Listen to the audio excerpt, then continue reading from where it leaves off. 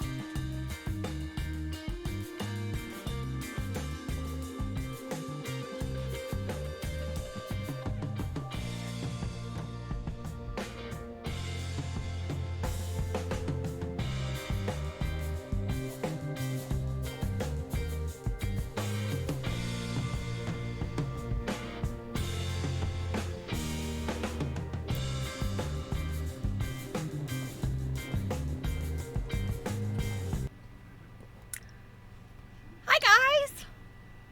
Okay, I think I got all my music's turned off and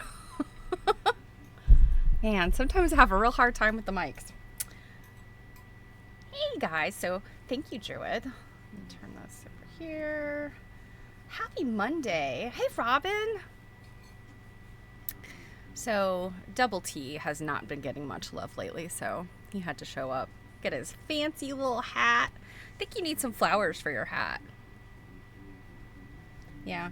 So, did you have something important to say today?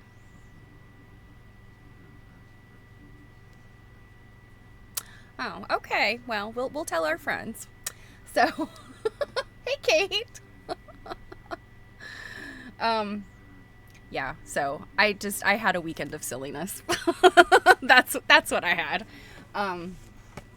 I did work on some projects, but I also played with miniatures all weekend. So, sometimes you just need a break. Because I consider sewing my job. So, when I get a chance to do silly things, it's always fun. And my buns are falling out. Fix that. Yeah. So, I hope you guys had a fantastic weekend. Geez, my hair. There we go.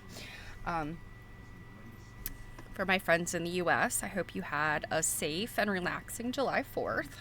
It was very low-key here. I think probably the most hoopla was one of my cats, who was terrified. Our older cat, I don't know if she's got hearing problems or what. She's very skittish, but loud sounds, storms, fireworks, stuff like that doesn't seem to bother her. She just goes into her little hidey hole and she peeks out every now and then. I guess she feels safe, so it doesn't bother her. Our male cat, as soon as the fireworks started, he was like frantic. He kept looking around and I was like, it's okay, it's all right. I picked him up. I tried to hug him. He wasn't having any of it. He had to keep pacing and looking around. So I guess that's a male cat for you, right? Yeah, I heard a lot of fireworks. And I have to say this might be... No, I guess this isn't the first year that I didn't really pay any attention to fireworks, but I didn't pay attention to fireworks. I didn't watch anything on TV. So anyway, when Connor was little, I think I've mentioned this before, my son was little, we would, go to the local, there's a farm museum north of us, and they would always do fireworks, and we would some years go up there and watch that. But my husband always had to work, and so even though he's a manager, he still works on holidays, summer holidays. So he worked on the 4th of July, and by the time he gets home, we're not spring chickens. We're not going out anywhere.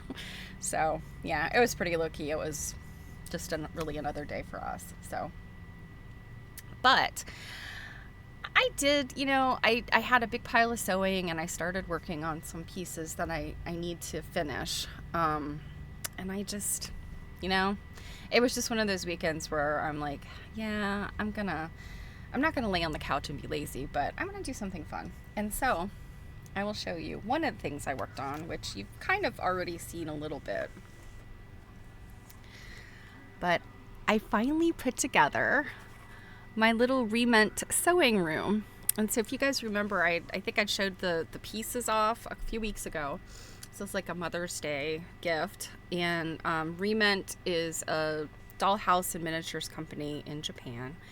And so this set came from Japan. And it's also one of those, Druid, you may have missed this because you were, yeah. Thanks, Robin.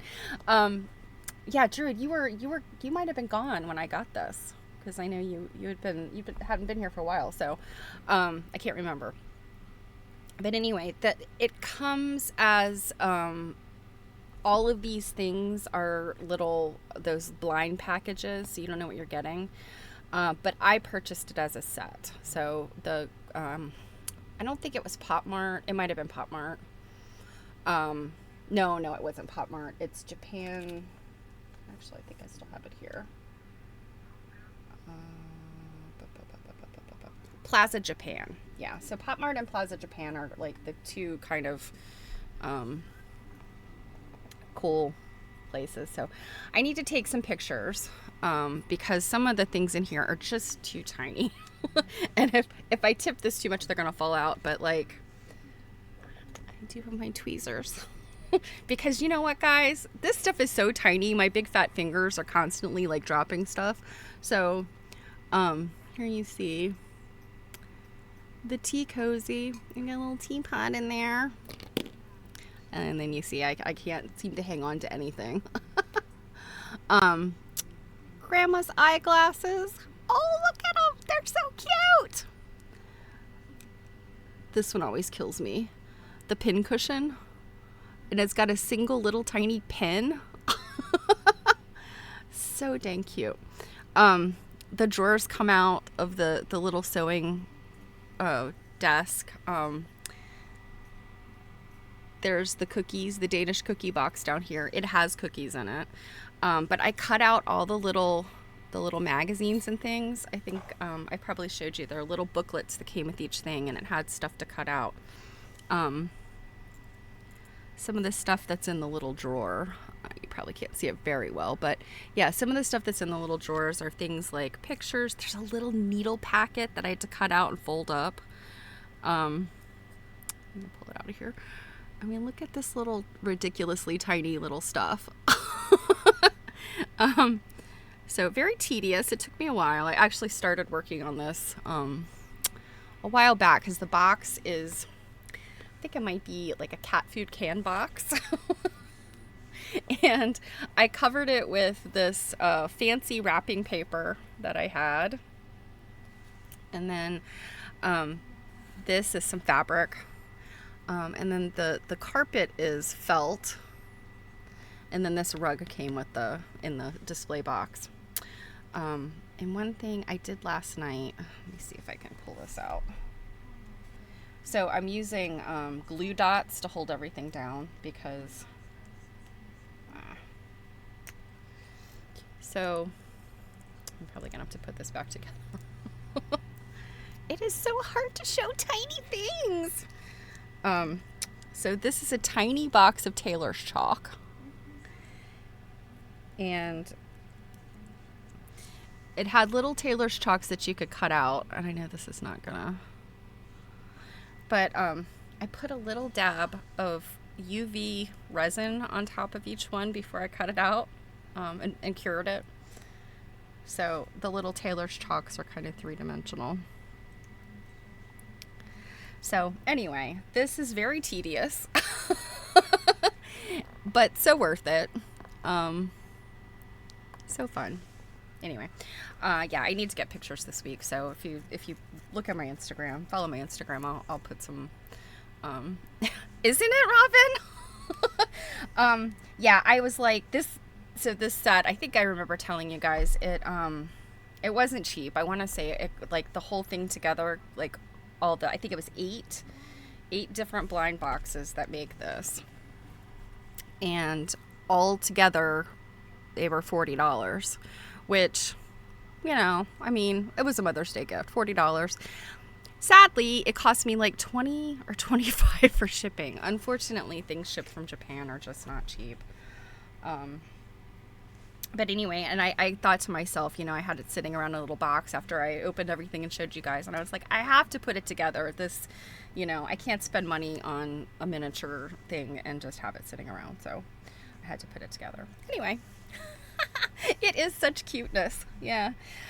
There's another set, and it's not recent. Like, I think this Grandmother's Sewing Room is a recent release. So it was easier to get directly from, you know, one of those toy store places like Plaza Japan.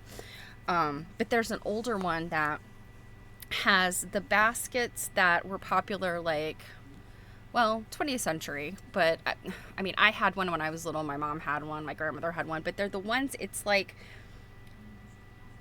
it's not raffia. It's like a twisted, I want to say it's twisted paper. But they're woven. You guys know what I'm talking about. You know, everybody had one. But anyway, they have a set that has that. And I think it has an iron with a cord, and some of the other little doodads. And this is the one thing, so I'll have to fix that, glue that back down. But this is the one thing that I didn't glue down because it's such cuteness. And I'm not going to tip these things out, but, you know, there's all the little buttons and thimble and spool and skeins of thread and stuff. I have to say, the Japanese miniature makers, man, they know what they're doing. They really do make some really cute, frivolously nice stuff. You know, miniatures to me, like, miniatures are almost like quilting. It's an expensive hobby. You can get by with literally nothing. You can make very cute things with just, you know, you just pay attention to the packaging and stuff that comes into your house. You can find cool textures and little plastic doodads and things, and you can paint them. And I really like that ethos of miniatures. But sometimes this stuff is just so cute. Anyway, so that was my weekend. Let's see, there was something else. Oh, the other. Put this here because I know I'll knock it off my desk if I don't. Okay. The other thing I did, I had these left over from, gosh, earlier in the year. I bought these from, I think from Target. And these are the Miniverse things. And you guys know I love that Miniverse stuff. It's just so addictive. They're so cute. I think I've subscribed to, like, I don't know how many Facebook, YouTube, and Instagram accounts I'm subscribed to, and I love to just see the things they do with this stuff. So, you know, these things are resin craft, and as I've been reading their recent releases and stuff, they had a big recall where the resin, I guess, was too toxic, and I've told you guys, I don't know why they market this stuff to children, because it is not a child's craft. This stuff, like the crappy little tweezers, they give you little plastic tweezers. I throw those, I don't throw them away. I have a huge bag of them. But I use these tweezers, and it's still sometimes with my big, you know, adult hands to do some of this stuff. It's so tiny. But anyway, this is Honeydukes was I want to say it was the second Harry Potter release by Miniverse, and the capsules that they came in, all the parts snapped together to make a little like apothecary jar. So cute. And then these are little sugar skulls. I don't know if my camera doesn't zoom in very well, but you literally have these little tiny, I think it's nail art, what some of the stuff that the little ingredients are. So there's all these little stickers you put on this little plastic skull, and then you coat it with you brush resin on it, and then sprinkle it with this sugar dusting, which is just microfine glitter, and then you cure it with the UV nail light, and then it had little tiny rhinestones that you put in there for the eyes. So there were 5 of them. They came in a little box that says sugaring skulls. So like the little box is so cute and everything. So and then I had a couple of other little candies that I worked on. And as I was watching TV, while I was doing all this, and I realized after a while, like, a lot of TV shows had gone by. Like, I had watched, like, Dateline, like, the 2-hour Datelines. I'd watched, like, 2 of them, 2.5 of them. I'm like, I've literally been sitting here with a little card table at my couch making tiny candy for 5 straight hours. But, sometimes you have to make tiny candy for 5 straight hours because, it's relaxing. So that was my frivolous childish adventure. Yeah, I've told my mother so many times, I'm like, if I have to grow up and stop playing with toys, I don't want to grow up. I've always been a Toys R Us kid. So what are we going to talk about today? We've been dipping into magazines, and some of the older women's magazines from the early parts of the 20th century they're interesting from a historical point of view, but I feel like they didn't yield very much as it pertains to sewing and quilts and stuff. So we got to get back to quilts. So I was looking through my library, and I have a bunch of books upstairs by the bed, the stack, by at the bedside table, and I thought, I haven't looked at those books in a while, so I thought, let me grab one that I haven't looked at in a while.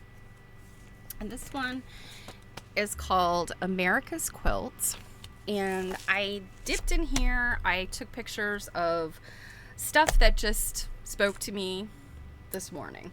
That's not to say that this book isn't jam-packed with other great quilts, but I picked what I wanted to look at. And I thought I would read from the book as we look at the quilt, like the first part of the blurb, because they have kind of a nice little, multi-paragraph write-up about each quilter, each artist. Some of these are what I would call contemporary quilts, and some of them I think fall in line with studio art quilts. This book was published in 1990, and I love this. It's published by a company called Publications International Ltd. Now, if that doesn't sound like a CIA cover, like CIA shell company, I don't know what does. It's like Publications International Limited. But it's really a good book, and I want to say this is one of those books that, because it's by just some publishing company, I think you can get this book really cheap. I bought this book ages ago, but if you look on Abe, you could probably find it pretty inexpensively. And so typically books published by like just random, like Oxmoor House or Good Housekeeping, or I always think of those Reader's Digest books. Like, nobody wants that crap.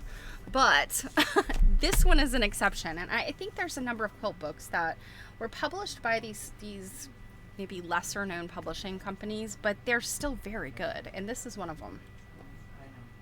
So let me Let me pull up the screen. And there we go. So, like I said, oh, and I don't think I even paid $10 for it. That sticker was on there. I bought it from, you know, one of the quilt places, or not quilt places, used book places. I probably paid like $5 or $6 for this book. So maybe it was $10 the shipping, if I even paid shipping. I can't remember. So, created by the country's best quilters. And like I said, I mean, you can look in here and see, like, this, actually, I want to say these might be, this one at least is an antique quilt, which is pretty funny. And this is an Amish quilt that I think maybe doesn't have, you know, maybe doesn't have attribution. It's funny that they put those on the front of the book. The back of the book, which I did not take a picture of, has more of the artist quilts. So these are also alphabetical, so they are in no particular order other than that they're alphabetical. So the first quilt in here is actually in Quilt Making in America, the Quilt Making in America chapter, which just talks about, you know, historical quilts in general. And this happens to be one of my favorite quilts. It's a crazy quilt style quilt. Let me find a little blurb about it. It is by a woman named Mary Mitty Bell Agner Barrier. It's called the Barnyard Quilt. It is 71 by 80 inches, and it was made in 1920, and it's made out of wool. And so you can see that these are probably like, you know, it's probably like wool suiting, although that bright blue, look at that, that's gorgeous. But look at these, look at all of these birds, these barnyard, I mean, you've got like geese, ducks, chickens, or some rabbits, chicks, horse, pigeons, I guess. That's what they look like to me. Squirrels, oh my gosh. This stuff is so cute. You've got some little birds with a nest. You've got some bluebirds up here. Just absolutely adorable. I just love quilts like this. Because, you know, this was, I mean, who knows what was in the maker's mind. But to me, this was like, you know, she wanted to make a crazy quilt. Crazy quilts by the 1920 were definitely in, you know, waning. I would say they'd been waning probably for 20 years at that point. Crazy quilts peaked in the mid 1880s. So, you know, I see she probably was like, I liked the crazy quilt look, but let me get some applique and embroidery in there too. So, a very fun one. Okay, this one, while I've never, you know, like, Bargello quilts were so big in the 80s and 90s, and they never, I don't know, I mean, I'm not trying to say anything bad about them, but they just never, like, captured my interest. But, you know, when you look at them, and particularly these that are made to have, you know, they're these symmetrical layouts, and they have, it's like, you know, it creates like an optical illusion based on the light and the dark. I've just always thought they're cool. They're very cool. So this artist is Jennifer Amore, and there's a couple of her other quilts in here. She did a kid's quilt, and then she did a similarly colored, like these aqua green colored quilt that's more mosaic-like and also very cool. But just this is just the first paragraph about her. So Jennifer Amore, and it's Amor. After breaking package after package of needles, Jennifer Amore gave up on her first quilt, a brightly colored drunkard's path, for which she attempted to use two double loft bats. But it was not long until this self-taught quilter successfully completed another quilt and began a new career as a fiber artist. Before becoming a professional quilter, Jennifer had designed boutique clothing and worked as a journalist. Oh, we've got some intel. So Robin says, is that Robin? Hold on a minute.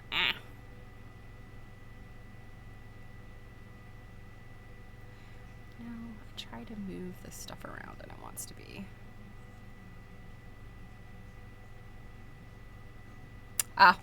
Anywhere from $1.71 to $50. Yeah, so $50 bookships from Australia, and the $1 ones don't have pictures of the cover.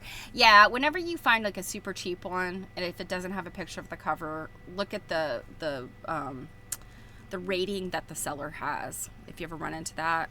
And that's interesting that Abe Book says it was published by Gallery Books in 1990. Yeah, I don't know. I mean, Publications International was maybe associated with Gallery Books. Let me see. I'm pretty sure, because I was looking for an editor. Yeah, this says Lewis Weber, Publications International, Lincolnwood, Illinois. So, who knows? I don't know. Sometimes you can't trust Abe. Okay, so that was Jennifer Moore. A very, very good Bargello artist. Now this one, so this is not, I mean, I love, certainly love a schoolhouse or a house quilt, but the reason why, I pulled this one up is for, that was a terrible picture there, is for the group and this is Appalachian Fireside Crafts. And there's two groups in here. One is this group, and then the other group that's in here I didn't take pictures of, but it's the Smoky Mountain Quilters, which they're a group of, I think they're like a subgroup of the Tennessee quilting, I can't remember what it's called, but Tennessee Quilters of the state of Tennessee. The Smoky Mountain Quilters are a smaller group. I didn't take a picture of them, but they are notable to me because Mary Kay Waldvogel is a longtime member of the Smoky Mountain Quilters. So they're a guild. But this Appalachian Fireside Crafts appears to be like a co-op or something. So I thought, I want to read this whole thing here, because I didn't know anything about them. And let me see if I took the third picture. Yeah, here's another spread of their quilts. Very contemporary / reproduction looking. So let's read about them. Appalachian Fireside Crafts makes exquisite, highly valued quilts with meticulous attention to detail. Over the last 25 years, remember this is 1990, the group has grown from a few people looking for ways to supplement their incomes to a highly successful, self-sufficient organization of more than 400 people with their own showcase outlet, the Appalachian Fireside Gallery. Jerry Workman, one founder of the group, recalls working with the Office of Economic Opportunity during the 1960s, when there were many people in the rural areas of Kentucky who wanted to work but could not get jobs. Women were especially hard-pressed because they needed work that could be done at home without neglecting their chores or seasonal agricultural work. Your chores? You mean, keeping house? It's a profession, not a chore. Raising the children? Okay, that's not a chore, although it feels like it sometimes. Okay. Plus, they had to do seasonal agricultural work. Particularly, they needed something they could do during the long mountain winters. Jerry had the idea that they should revive the indigenous handcrafts of the area, and the idea of Appalachian Fireside Crafts was born. At first, 5 craftspeople made pine cone wreaths, but with funding from Save the Children, this is interesting, the group established a 3-pronged program that covers training in techniques and design, production, and marketing. Within a few years, their list of products had expanded to include quilts, rag rugs, hand weavings, furniture, corn shuck dolls, baskets, and decorative wooden objects. Now, it's interesting because, see, 25 years before 1990 was 1965. So Appalachian Fireside Crafts started, right? Did I do the math right there? Yeah. So Appalachian Fireside Crafts started, it sounds like, about the same time that the Freedom Quilting Bee did in the Gee's Bend area down, and I'm drawing a complete blank on the actual town. Gee's Bend is not actually the actual town there. But yeah, that's interesting. And this, their group of products is interesting. But the other thing that's interesting about the Appalachian region is Berea College, which I had mentioned. I want to say it's after I came back from Penn Dry Goods, because I sat in a lecture with Matthew Monk, who he's a curator at the Winterthur Museum in Delaware. But he's from, I can't remember if he's from Kentucky or Tennessee. I think he's from Kentucky. But he's done a lot of research and work in Appalachian craft. And so Berea College was started kind of as a, sort of a Appalachian lifeline for education during, early periods when, the mountainous folk were really cut off kind of from, the bigger cities. So this is interesting that I had not heard of this. If I had, I just never lingered on it. I didn't pay much attention to it. So, all right, so let me finish a couple more paragraphs. Between 30 and 65 quilters work for the group at any one time. They use traditional patterns that have long been popular in Kentucky, including Dresden plate, log cabin, schoolhouse, and Lone Star. The quilters have free rein in their choice of designs, but Lone Star and a local innovation called Dolly's Star. Dolly? It's not spelled like Dolly Parton. Dolly Parton is Tennessee anyway, but which uses applique rather than traditional piecing, are the favorites of both the quilters and the customers. Most quilts are made by 3 women. The piecer picks the pattern, buys the fabric from the group's well-stocked warehouse, cuts pieces, and sews them together to make the top. Then the quilter takes over. She uses the stitching design she thinks works best with the pattern of the quilt top. When the quilting is complete, a binder finishes off the quilt. Isn't that funny? The piecer does a lot of work. The quilter does a lot of work. The binder, I mean, yes, it's work. It's not the kind of work that piecing and quilting is, though. So I kind of go back to that people either love or hate binding, and so I see why it needs to be a separate job.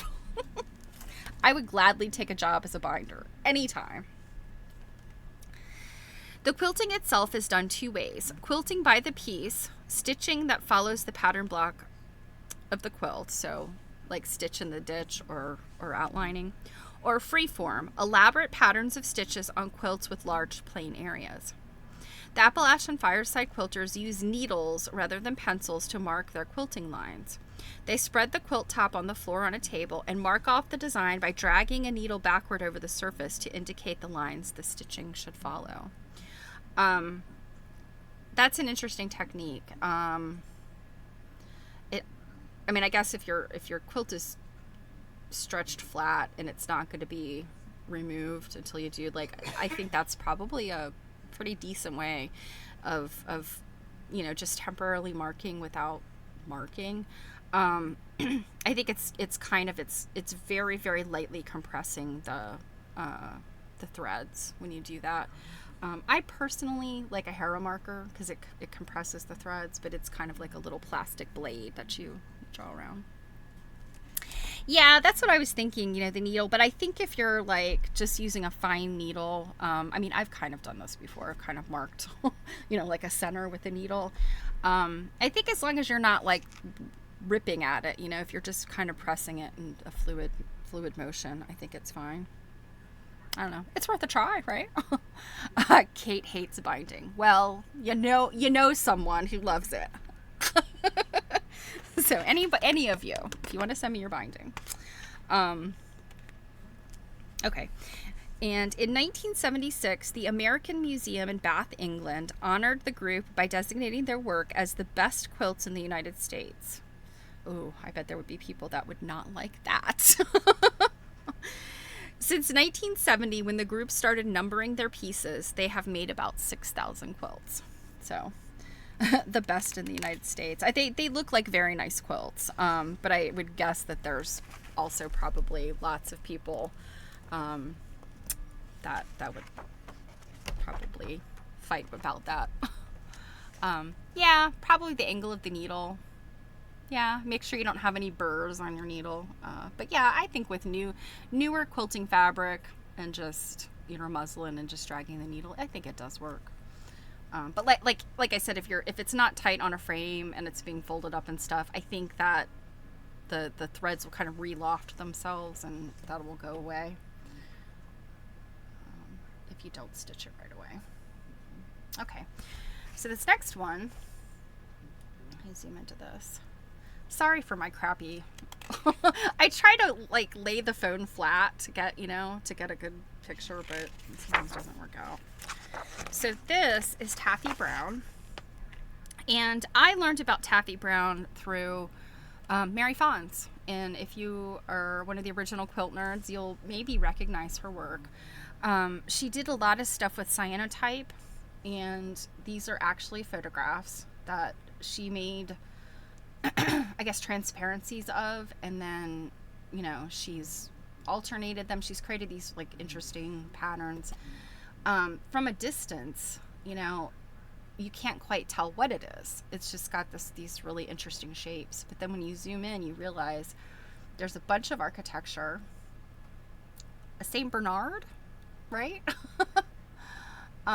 This up here, I don't know what this is. It looks like it's from a painting or something, but it's some kind of animal. I can't even tell what this is. So some of these things might be, I don't know, some of this stuff looks like very old architecture, so I don't know if any of these things might be museums or something. I don't know. Maybe I could read about it and we will find out.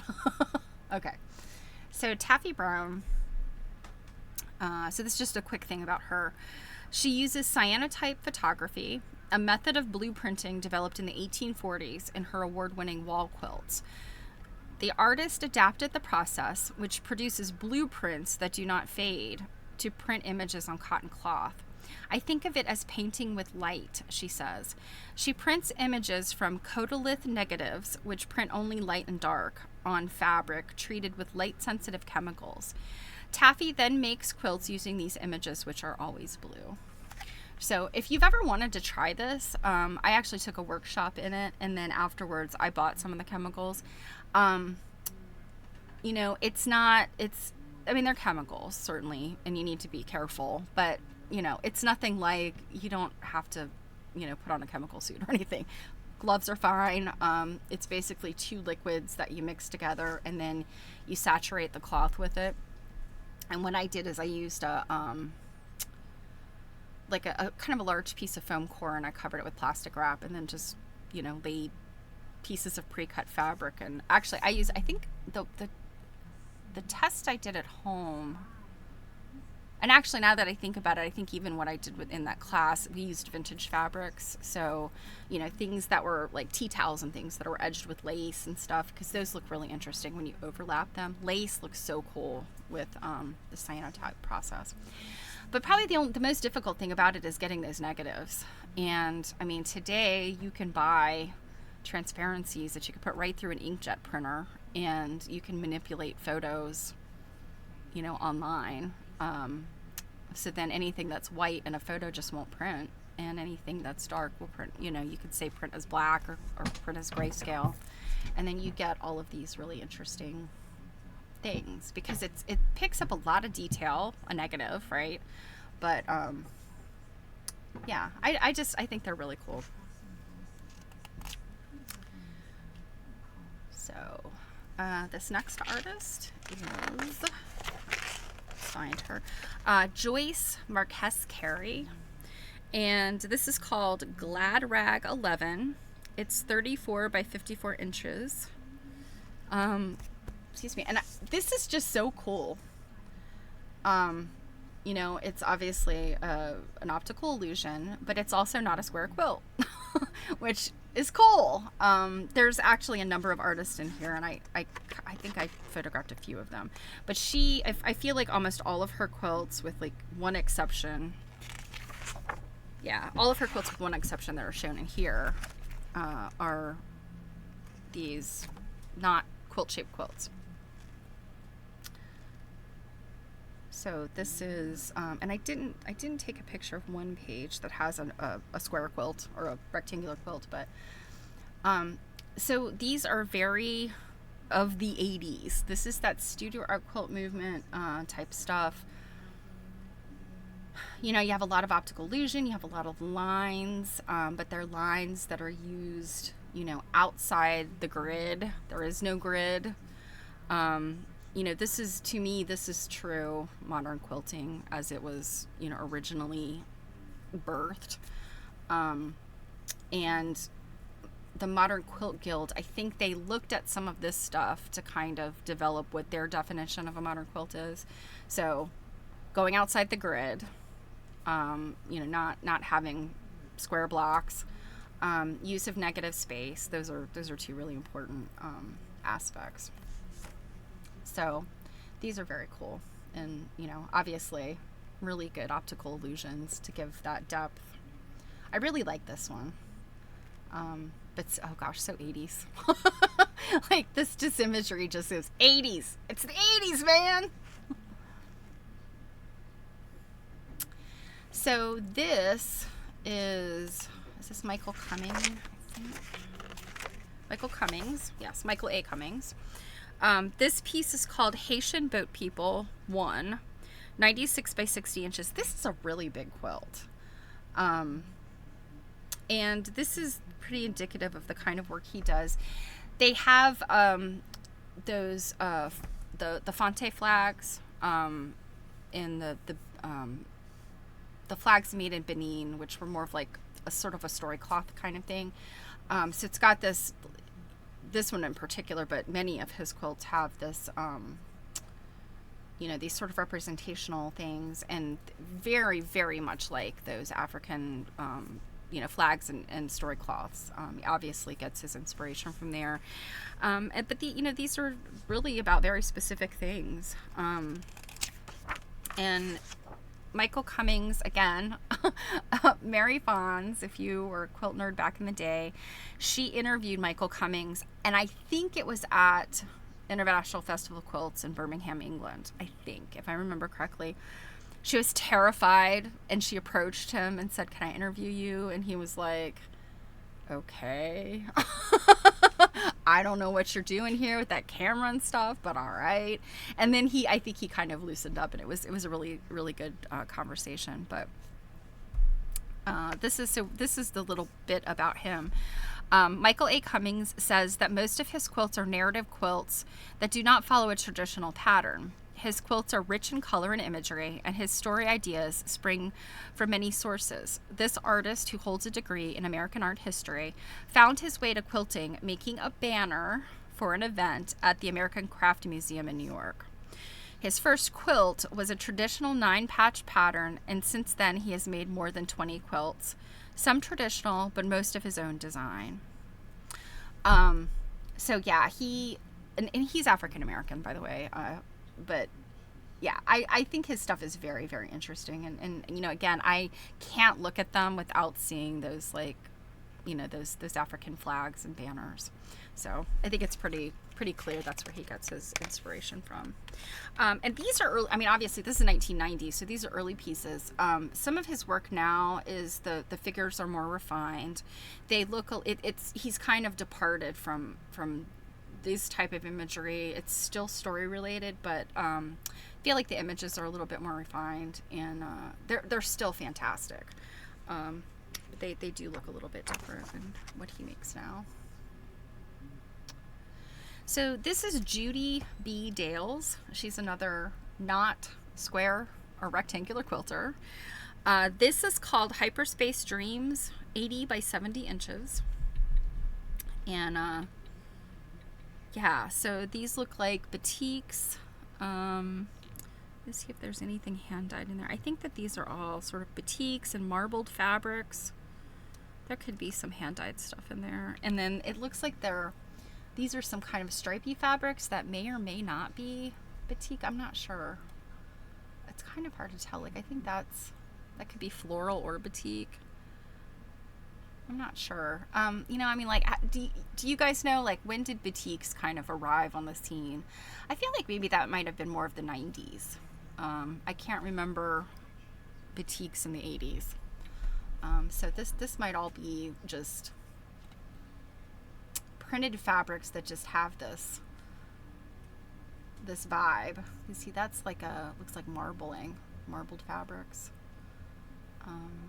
Yeah, so yeah, she's used, used these different values of colors and patterns to give this that, like,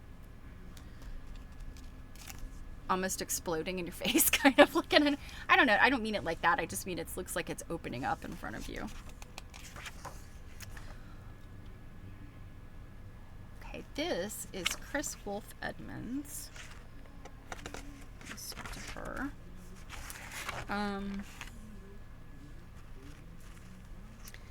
She also did this one that's called I Never Promised You a Rose Garden, and I swear it looks like a tray of Cheez-Its. Just hold it up enough, you can kind of see what I mean. Up close it doesn't, but from a distance I'm like, oh, Cheez-Its. Okay, so Chris Wolf Edmonds, while acknowledging the impressive heritage of the patchwork patterns that have been passed down for many generations, Chris Wolf Edmonds also recognizes the responsibility of today's quilt makers to add to that wealth of design rather than simply to repeat it. To explore a theme or concept to its fullest, Chris develops a series of quilts. So they talk about My Funny Valentine, which actually is a different picture. I mean, yeah, it's a different quilt. But this one in particular, Fast Food, and I apologize, I had a shadow over it. I was trying not to do that. This one says it was made for an invitational show called Americana Enshrined in Atlanta, Georgia. What better image of America could there be than our popular eating habits? The golden arches of McDonald's surmount realistic applique renditions of favorite fast foods, while a patchwork of blocks depicts abstract versions of burgers and fries. So, hey, Betsy Dragonfly, how are you? I took a class with Judy Dales, and she used a lot of home dec fabrics. You're right. You know what? That's what those do look like, home dec fabrics. Now that you say that, let me bounce back there real fast. Yeah, you know what? I can see that. These look like drapery fabrics now that I'm looking at them. Yeah. But I mean, looking at this again, I mean, was that a Lemoyne star? That star pattern it's a challenge to get, just, if you're a newer quilter, it's kind of a challenging block to make, that just basic star pattern. But Judy Dales like skewed them and made them even more difficult to make, I'm sure. My guess is she had some kind of template system she did this with. But yeah. Okay. So Chris Wolf Edmonds and the Fast Food. And what I love about this is these particular ones that are representing French fries, and it's obvious to me that they're French fries. That technique of like slashing the fabric, that was really big, like in the mid 2000s. I remember a lot of quilt teachers were teaching that technique of, like, you start with a square, you slash it, you piece in a piece, you turn it a different way, you slash it. So it seems to me that, I don't know if that's exactly the way she did this, but it seems to me that's the most logical way to make these. So yeah, very cool. I thought this was kind of neat. And I love stuff with words on it, so. And what did I say? Did I say how big this was? So 58 by 48 inches. So good size wall hanging.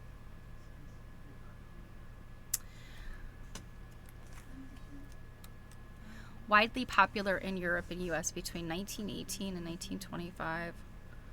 Also in home dec in 60s and 70s. So, Carol Breyer Fallert. Did I get her name right? Carol Breyer Fallert. Yeah. Now, the colors of this, I don't respond to as much because it's kind of dark. But I think what she does here that I think is really cool, I mean, she's got this movement going on, But I think what she's done here in some places is she has that little, it's like a little flange. And I think you do it by you piece one side and then you twist the fabric back on itself, I think. And I think that's what's going on here.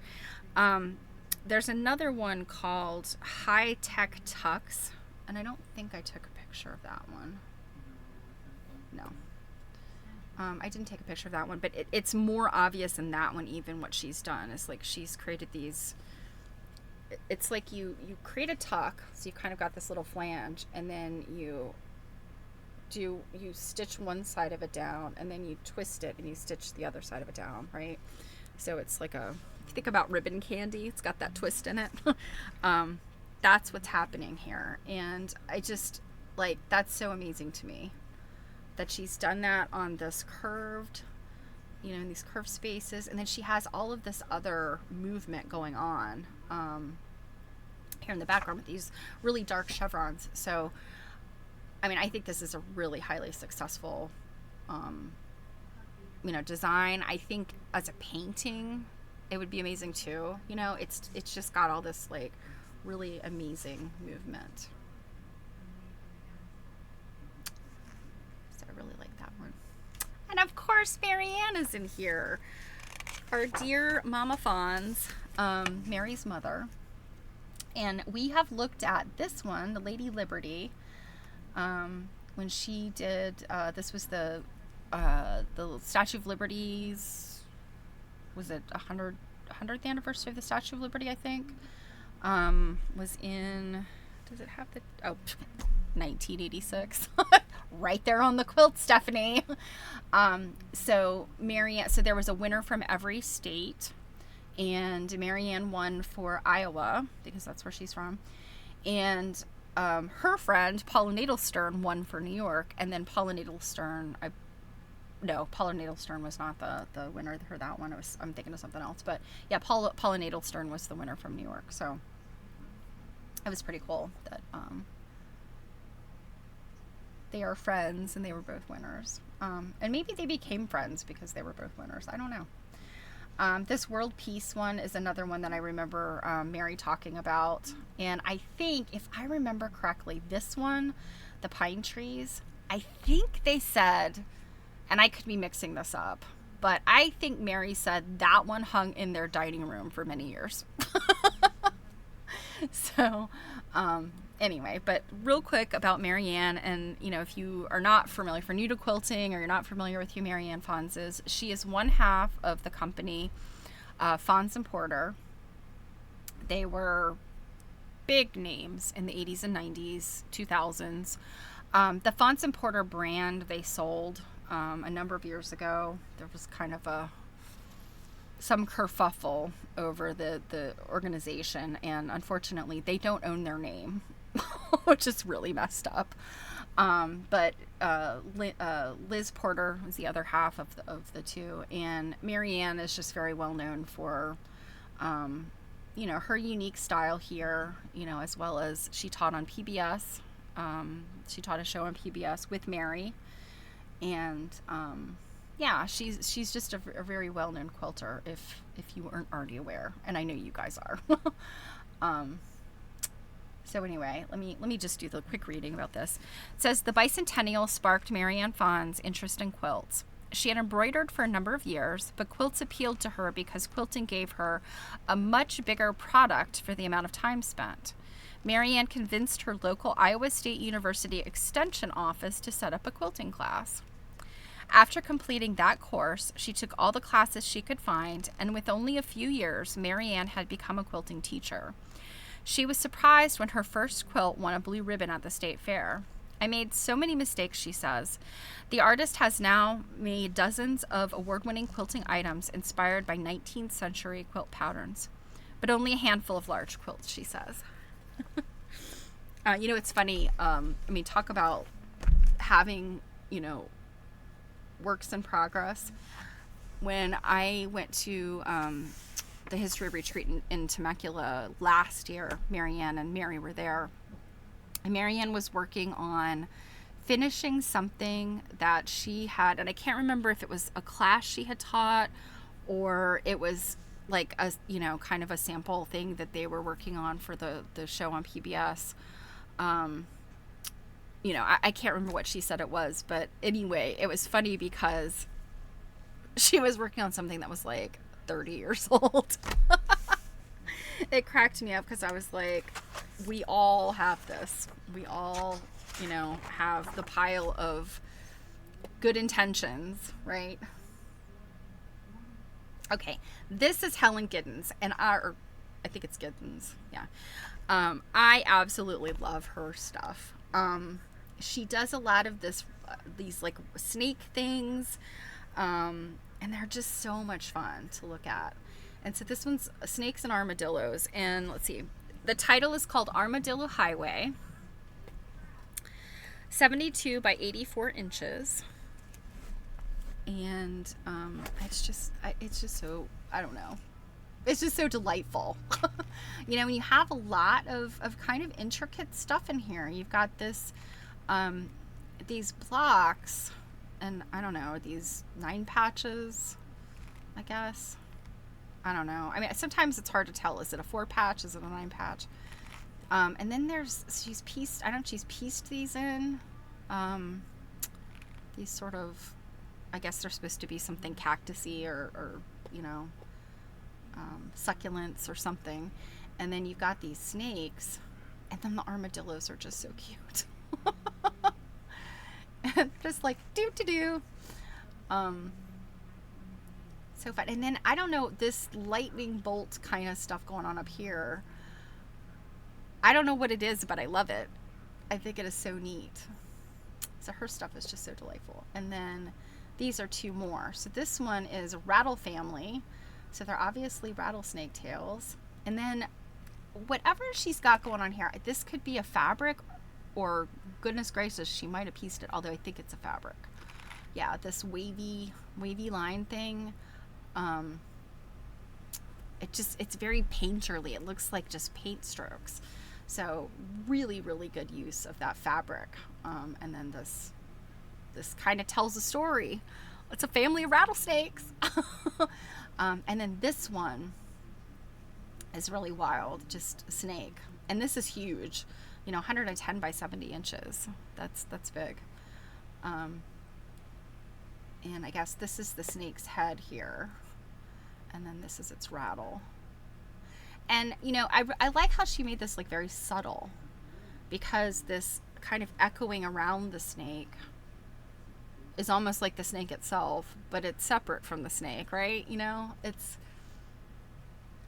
I think it's an interesting like monochromatic or low value, kind of high and low value sort of play. So what it says about Helen: most of Helen's quilts are based on doodles. I doodle all the time. The ones I like end up as quilts, she says. Helen's lively doodles, such as her quilt Snake, are often inspired by memories. I grew up in the south central part of the country, where there were always plenty of snakes slithering around, she says. They meant a lot of different things to different people, but personally I like their movement. The snake in the center of this quilt is set in motion by the swirling quilting and the pieces of fabric that follow a sinuous form. Helen's decision to use wavy rather than straight edges adds even more snake-like motion to the quilt. Oh yeah, I hadn't even paid attention to the fact that she's cut these edges sort of just organically. They're not a perfect scallop, but she's cut them organically. I like that. That's really cool. Okay, who's next? This one I just thought was so sweet. Who is this? This is Rosie Grinstead. So this is called Mr. and Mrs. Cottontail, 35 by 44.5 inches. Rosie grew up with quilts. 2 of her great-grandmothers quilted, and their handiwork was well used and well loved by her family. Her first attempt at quilt making was a crib quilt that her mother had started for her. Rosie finished it about 30 years ago. So this is, again, this is 1990, this is being written. So 30 years ago, when she was pregnant with her first child, I had no help then, she says, so it was full of mistakes. It's interesting, and I love to hear this, that really accomplished quilt makers that say, my first quilt was a disaster. I made so many mistakes.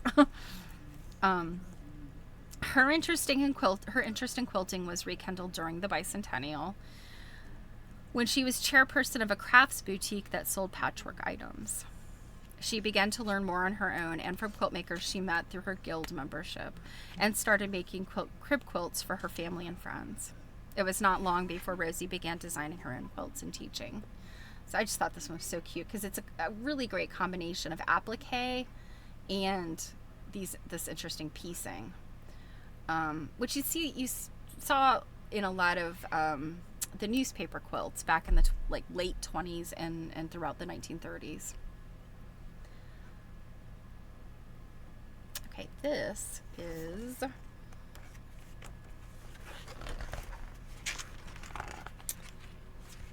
where are you? Did I skip ahead that far in the book? Okay, this is Damaris Jackson, and this reminds me of very much of some modern art, and I guess I'm thinking probably of Miro, Joan Miro, that this kind of reminds me of a little bit, you know, the way that these images are shaped. I thought they were kind of interesting. So this is called 4 Block Park, 54 by 62. And then her other piece that I thought was pretty neat is this one.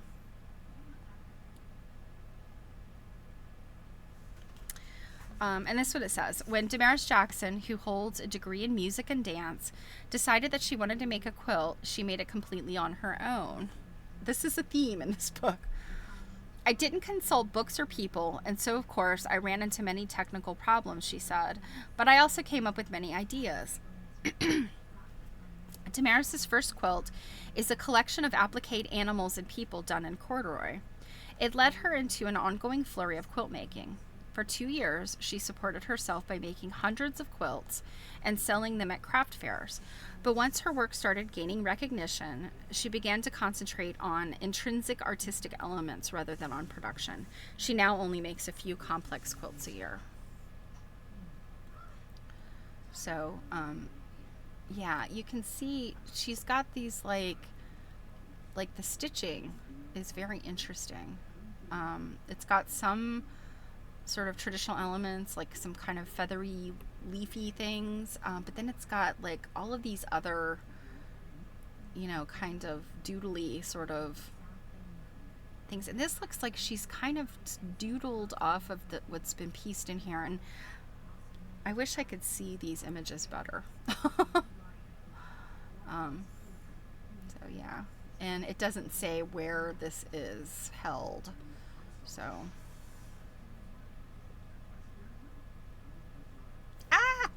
what happened there?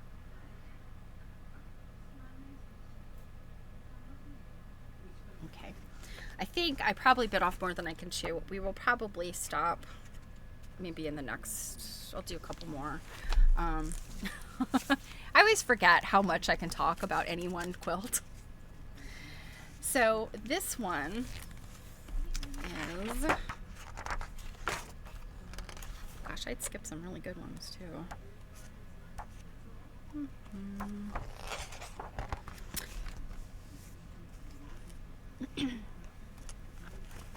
So this is Judith Larzellery or Larzelier. No, I'm sure I'm pronouncing her name very wrong, but Judith Larzelier. I'll go with that. This is another really fun, you know, no grid, pieced like strips, but almost Bargello-y, you know. And if you're not familiar with how Bargello is done, and it's also, I was gonna say Seminole patchwork is also kind of like this.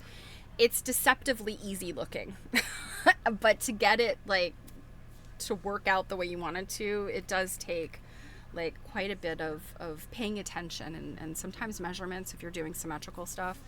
But basically it's strip piecing. So you've pieced kind of chunks and then you cut them and then you slide up or down. And so that's where, like, this used to be a single strip of white. This was like a single block of red. And so when these pieces are pulled apart, and in fact, I would say in this one, she's put different strips in between. So like these white ones were all one piece, but the intermediate ones maybe weren't. And this is just all a guess. I'm not 100% sure how she did this, but that would be my guess, that these strips that have the white were one block that were cut into pieces, into strips, and then these alternating ones were then a separate chunk. And then the way they come together, they create these really interesting kind of patterns. And then she's cut them into these wedges and pieced that. So, I mean, gosh, look at this. Such movement. And this is a huge quilt. This is 81 by 100 inches, and it's called Binda's quilt. So what it says here is, when Judith decided to make her first quilt, she chose the ambitious Texas Star pattern, which I think they probably mean the Lone Star. Hand pieced it with English piecing entirely from scraps she had left over from other sewing projects, and hand quilted it. So English paper piecing is what they're referring to. After creating this thoroughly traditional quilt, Judith has always created her own designs. Her early quilts were heavily influenced by her love of Japanese surface design. Now her abstract designs use flowing lines of color highlighted by glowing pointillist surfaces to project a mood and atmosphere. Once she had learned to quilt, Judith quickly developed her own unique and stunning style by experimenting with strip piecing, which is what we see here. Inspired by the designs of seminal Indian quilters and string quilting. I find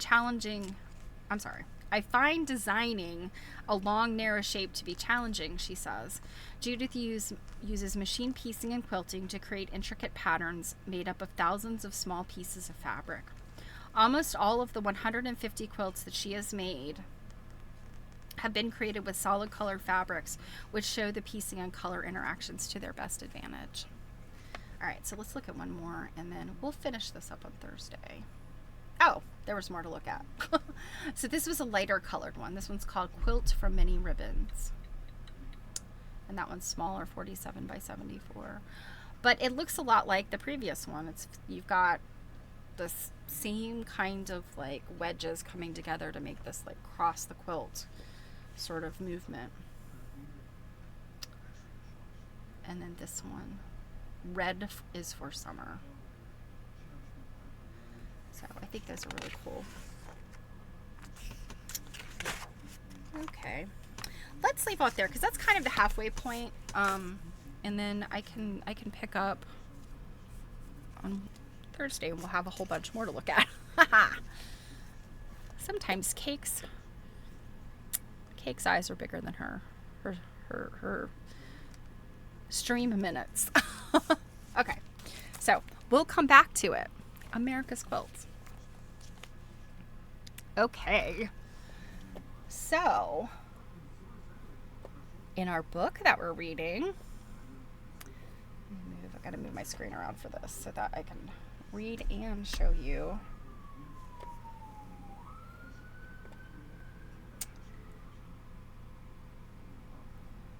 So we have been reading and I called it the wrong thing the other day. What did I call it the other day? It's the Mystery of the Crazy Quilt. The Secret of the Crazy Quilt. I kept calling it the Mystery of the Crazy Quilt, but it's the Secret of the Crazy Quilt. So today we are moving on to Jerusha's narrative, which we got a whole bunch of backstory from Edith the other day. I think this is up at picture for you guys to look at so you don't have to just look at me. Okay.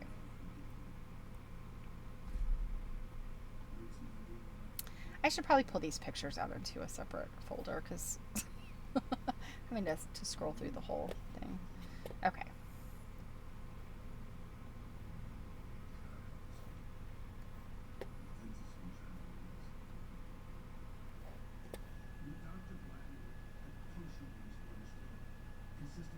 All right, here we go.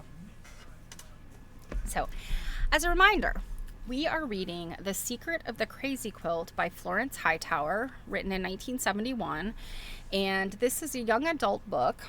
However, I think it is quite interesting. And we have not yet really figured out, nothing is obvious yet. It's that well written. We're several chapters in, and who knows what's going to happen. So it started off in the 1940s, right? No, I'm sorry. It started off in the 1920s when Jerusha and her younger brother came to visit her grandparents' house. Her grandmother had recently died. And then it switches over to her Aunt Edith, who gives sort of more of the backstory about her mother's death. And also tells us that it is now 1940 something, I think 44. And she and Jerusha, both as adults at this point, are telling the story. So, we are back to Jerusha's narrative. Let me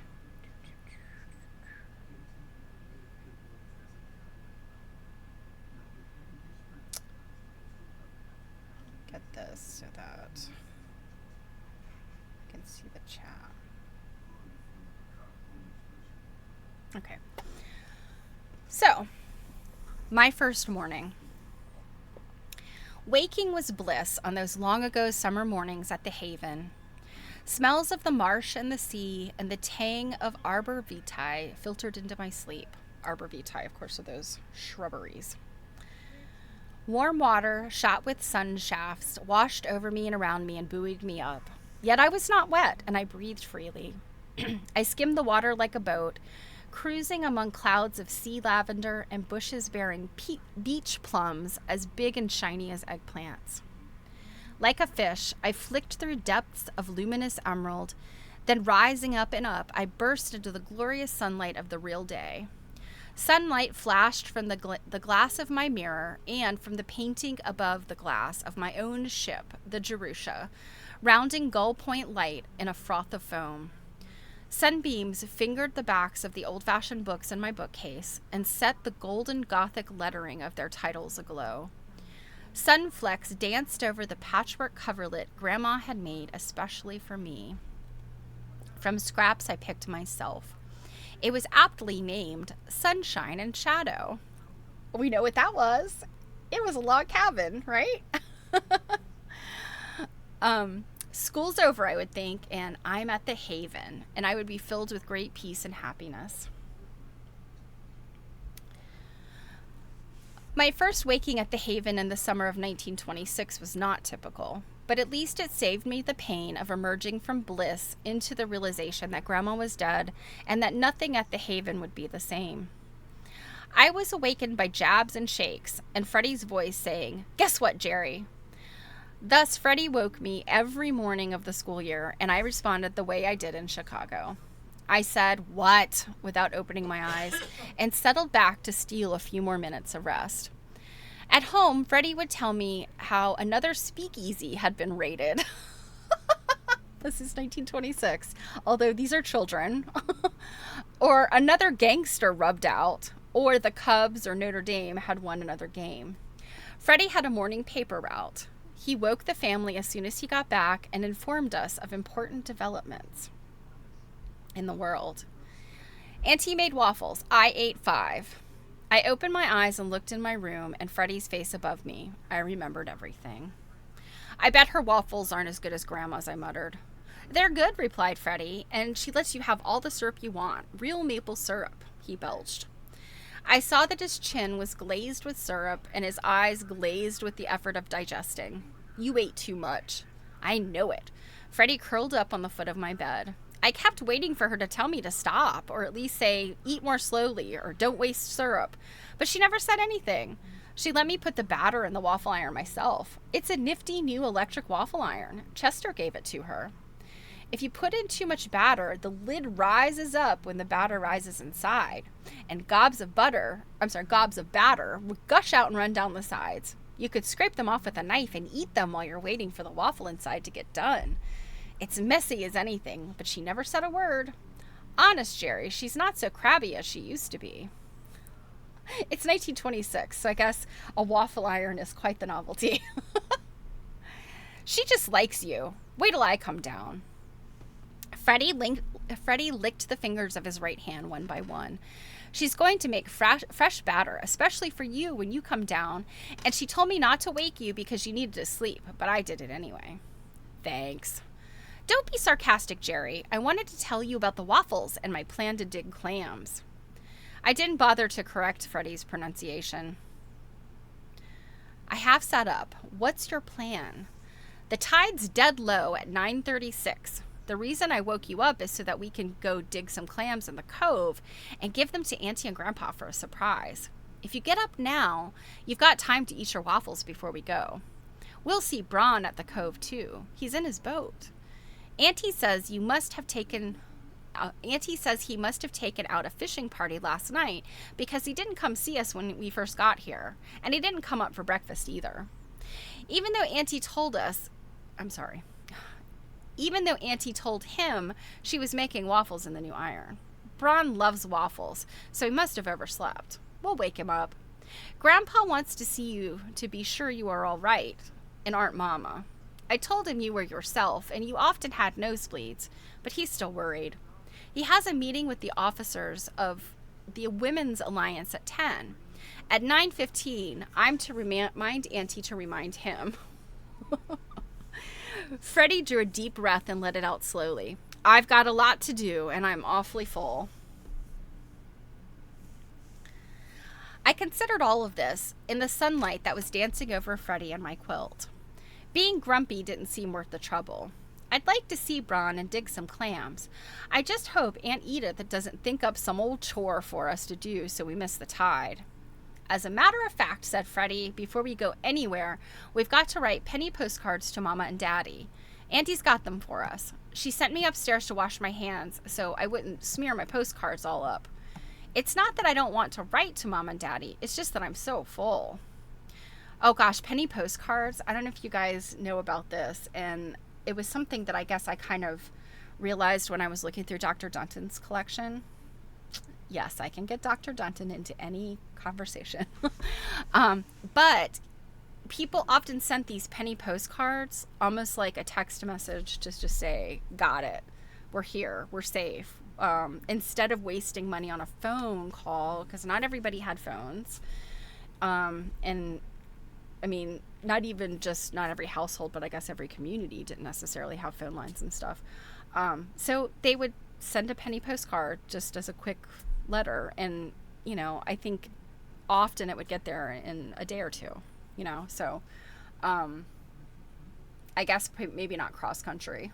I guess East Coast to West Coast, that might be pushing it, but, yeah, so they're in Massachusetts, Sewell, Massachusetts. Their parents live in Chicago. I would say in 2 days they would get the postcards that says they got there. So, and by the way, Dr. Dunton, he would send the postcards to let people know he received their quilt. Somebody would send him a quilt to look at, to study, to take pictures of, and he would shoot them one of these little penny postcards to say, quilt arrived, we'll put it back, in the post on blah, blah, blah day or whatever. So, all right. I sat all the way up. You can rest here and rest until I'm through in the bathroom. Then you wash and you can write your postcards while I'm eating. It won't take me more than a minute to write mine. We'll get to the cove in plenty of time. I jumped out of bed and tossed my pillow to Freddie. He caught it and belched again. Thanks, Jerry. I just need a few minutes to let them settle. In the kitchen, sunlight poured through the big bay window and over the breakfast table, with the new waffle iron standing at its center, and Grandpa, Freddie, and Sunbeam seated around it. The waffle iron flashed silver.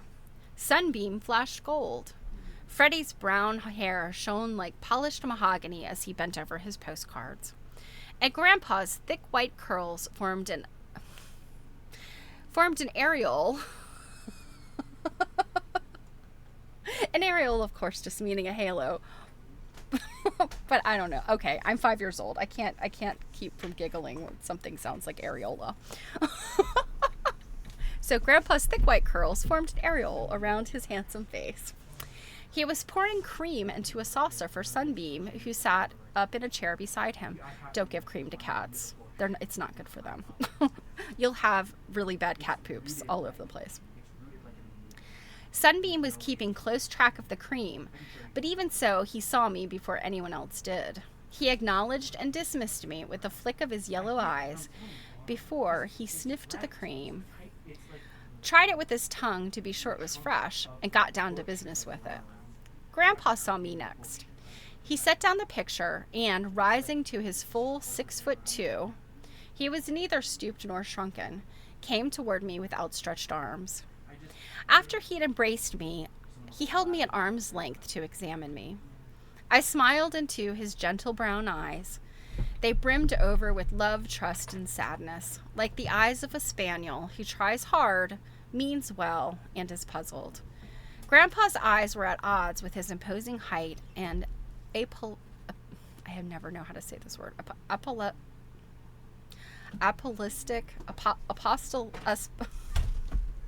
Apostolic head. I don't know. How do you pronounce that word? I know I've seen it a million times. It's apostolic. I know it's supposed to be apostle-like. Apostolic? I don't know. So his eyes were at odds with his height and his head, but not with his voice. I'm assuming it's the halo around his head she's referring to as apostolic. If you remember, Grandpa is a minister. Yes, it is, little Jerusha, he said with all the rich melancholy vibrations of a violoncello. Grandma had once told me that when he was a young man, the sound of his voice reading out the notices in church caused ladies to swoon even before the sermon began. I didn't swoon, but I was moved. I wanted to reassure him and make him happy. That's right, Grandpa, but I'm getting taller all the time. I grew an inch last year, and I got a good health certificate from school because I was the only girl in the 8th grade who didn't miss a day. Good health is a great blessing. Your grandmama enjoyed good health until the end. She is greatly missed. He gave me a long, dismal look, patted my shoulders, and dropped his hands to his sides. Last night in the shadows, he went on, I mistook you for your poor sick mama. I am often confused these days. You must forgive me. Now in the sunlight, I notice a resemblance between you and your dear grandmama. Mama says I look more like Grandma than anyone else in the family. She hopes that having me around this summer will remind you of Grandma in a happy way and cheer you up. Grandpa considered carefully before he said, Nothing cheers me up much, but it was kind of your Mama to think of me. She is not well herself. I hope she is no worse than when we last heard from her. Now, I think if you remember their mother, I think has tuberculosis. And her father, of course, is the son of this grandfather. She's better, I said. She's gained a pound and almost stopped coughing. Her doctor says that a summer in the mountains will make her all well again. Let us hope so, replied Grandpa. I have always understood that it was sea air that was especially beneficial to weak lungs. My cousin Harriet Cornish is of the same opinion. She first came to Sewell from New York City to take the sea air. She's been coming now for 15 years and enjoys robust health. I could wish your mama had come here too. These modern doctors are very cocksure, but you can't always trust them. The young Dr. Davis did not handle your grandma's case at all well. If the old doctor, his father, had been alive to treat her, she might be with us still. I miss my dear wife sorely, little Jerusha, sorely. We all miss her, Grandpa, I said. Not so much as I do, replied Grandpa. From his pocket, he drew an enormous snowy handkerchief, wiped his eyes and nose, and returned the handkerchief to his pocket before going on more lugubriously than ever. Do you think that this book could have been assigned to some high school children and find all the hard words like lugubriously and apostolic? Apostolic. Did I say it right? I think I said it right then. Okay. So, before going on more lugubriously than ever, since she died, nothing is right. Come sit down with me, little Jerusha, and I will tell you about it. He pulled out a chair for me as if I were a grown-up lady. I would have liked to take a minute to pat old Sunbeam and scratch his jowls for him, but I couldn't keep Grandpa waiting. I sat down. Grandpa drew his chair close to mine and fixed me with his puzzled eyes and began in a loud whisper. Edith is very clever and very kind. She takes care of me. She reminds me of my appointments, of names I forget, but she has great many beaux. Oh, well, Edith. Edith gets around the block. Every night, young men come to see her or take her away in fast automobiles. She cannot sit with me after supper and discuss the day's doings as my dear wife used to do. Sometimes Braun comes to sit with me. We talk about my dear wife and his parents and of the old days. Grandpa sighed. It cheers me a little to talk with Braun, but of late he hardly ever comes. I cannot understand this. Grandpa's beautiful puzzled eyes sought mine out. I could only shake my head to show that I didn't understand either. My dear wife would have understood, Grandpa went on. If she were here, she would set us all right again. Grandpa fetched a particularly loud and dismal sigh. Sunbeam polished off the last of the cream, sat down, gave himself a few licks, and looked about vaguely. He was considering in his mind all the places where he might take his nap, and trying to choose the one that suited him best. Grandpa understood. He moved his chair back a bit from the table and smoothed and patted his trousers to show Sunbeam that he'd be welcome in his lap. Sunbeam was not to be hurried. He went on considering. Oh my God, that sounds just like my cat. Grandpa turned back to me. I'm sure everyone means to be kind, he said, but not as though he really believed it. One of Edith's beaux, I think it was the Bates boy. Yes, I'm sure it was, because he brought the waffle iron, too, for Edith's birthday, and he was wearing his new uniform. The Bates boy brought me a radio. He taught me how to run it so I could listen to it at night when I was alone. It was very kind of him. But oh, little Jerusha. Grandpa leaned closer and spoke lower. Don't tell Edith, but I cannot hear the music that comes out of the radio. It has no tune, no harmony. It's just noise. This is 1926. Just noise. Sunbeam finally made up his mind and transferred himself from his own chair to Grandpa's lap, where he settled down and commenced to purr. Grandpa stroked him, and after listening carefully to his rumblings, announced, "The sounds that come out of this cat are more musical than the sounds that come out of that radio. And as for the news that comes out, that disturbs me even more than that so-called music." Grandpa's eyes widened with alarm. What terrible things go on these days, especially in Chicago.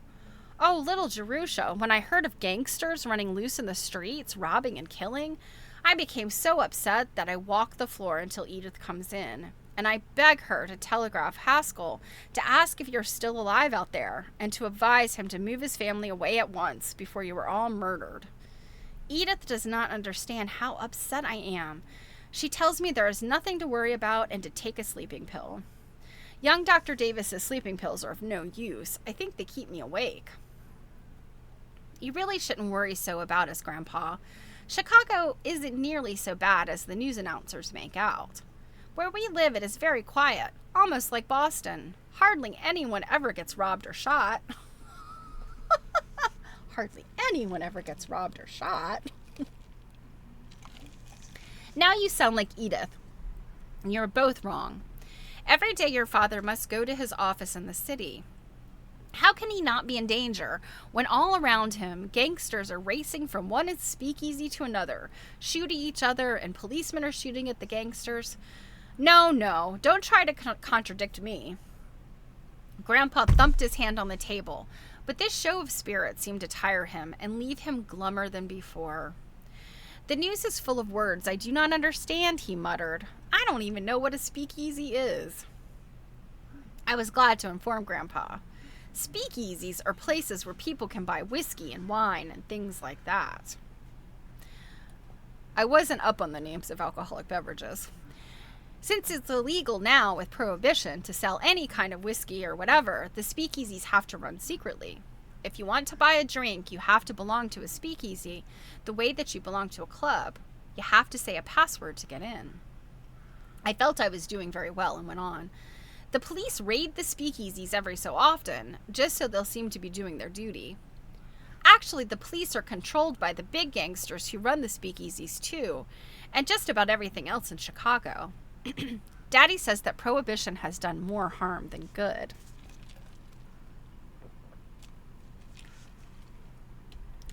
He says the only people it has stopped from drinking are the ones who never drank much anyway, and that because the prohibition can't be really enforced, it encourages people to break it, and then encourages corruption and graft and speakeasies and bootleggers and rum runners and gangsters and racketeers and gun malls and stool pigeons. That's enough, little Jerusha, that is enough. Grandpa raised his hand like an outraged apostle. You young people are all alike, he went on petulantly.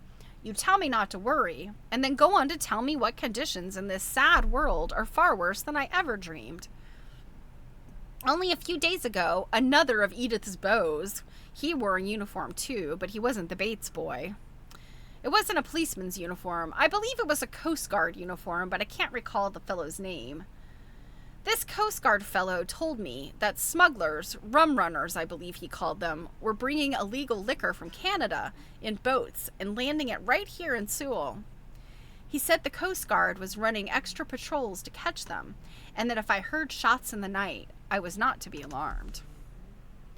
My dear Lieutenant, I said, how can you tell me not to be alarmed when I hear shots in the night? If a man hears shots in the night, and is not alarmed, he is lacking in judgment and common sense. This lieutenant fellow said he thought I would be less alarmed if I knew what the shooting was about. I told him that on the contrary, I would feel less alarmed if I didn't know that what I heard were shots at all. Then I could attribute the sounds to some harmless explosion. Some harmless explosion. Maybe like fireworks. That's a harmless explosion. Not. Grandfather shook his head at me. His eyes were more puzzled than ever. Suddenly tears sprang from them. Oh, little Jerusha, I'm very miserable indeed.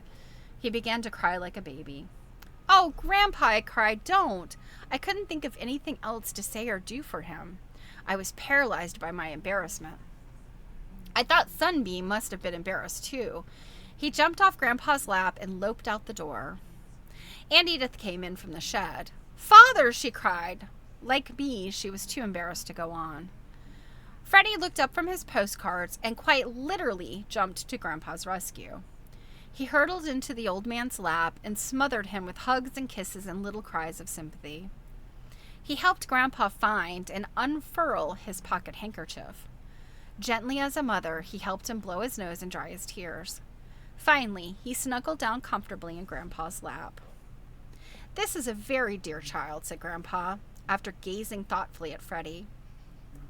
My next Sunday's sermon will be about him. I think, Edith and little Jerusha, that you will not be ashamed of my sermon. He stroked Freddie's hair and gazed benignly through and beyond Aunt Edith and me as if he were already at work on the sermon. I felt ashamed of myself for having been ashamed of Grandpa, and my heart went out to Freddie. What a swell little brother he was. Never a show-off or sneaky like other little kids, but all open and loving the way the Bible says children are. But except for Freddie, they aren't. Aunt Edith drew a long breath, almost a sigh. I glanced up at her. With her smooth, dark hair piled high on her head, she never bobbed it.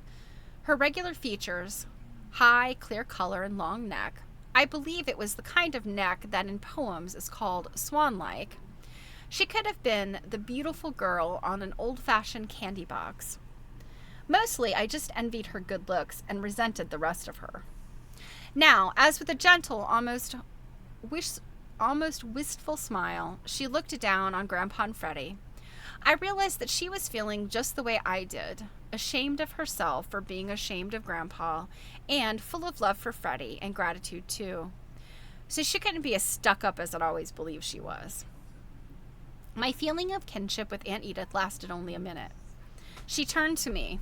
"Good morning, Jerusha." Her smile had changed to brisk. "I hope you had a good sleep. You must have been very tired after the long trip and all the responsibility. I must say that for such a young girl, you managed the trip very well." She gave my shoulder a little pat. I went stiff. Always condescending, I thought. And why must she call me Jerusha as if I were in her Latin class? I could forgive poor old Grandpa, his little Jerusha, but she might come off her high horse enough to call me Jerry like the rest of the family. "You look rested," she said, scrutinizing me. For flaws, I thought. "There are strawberries for you to start off with. Chester brought them from his garden, especially for Freddie and you. I'll have your batter ready in a jiffy."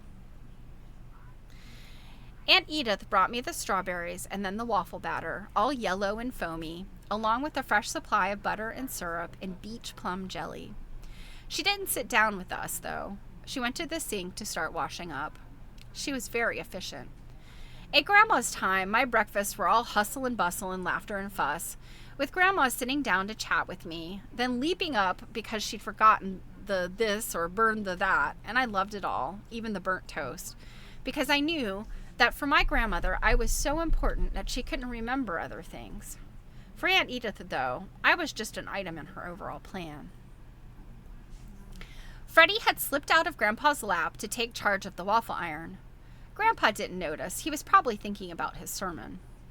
Freddie got so absorbed in measuring batter into the waffle iron to get just the right amount of gush, and I was so busy eating, I was starved, that we both forgot to remind Aunt Edith to remind Grandpa of his meeting.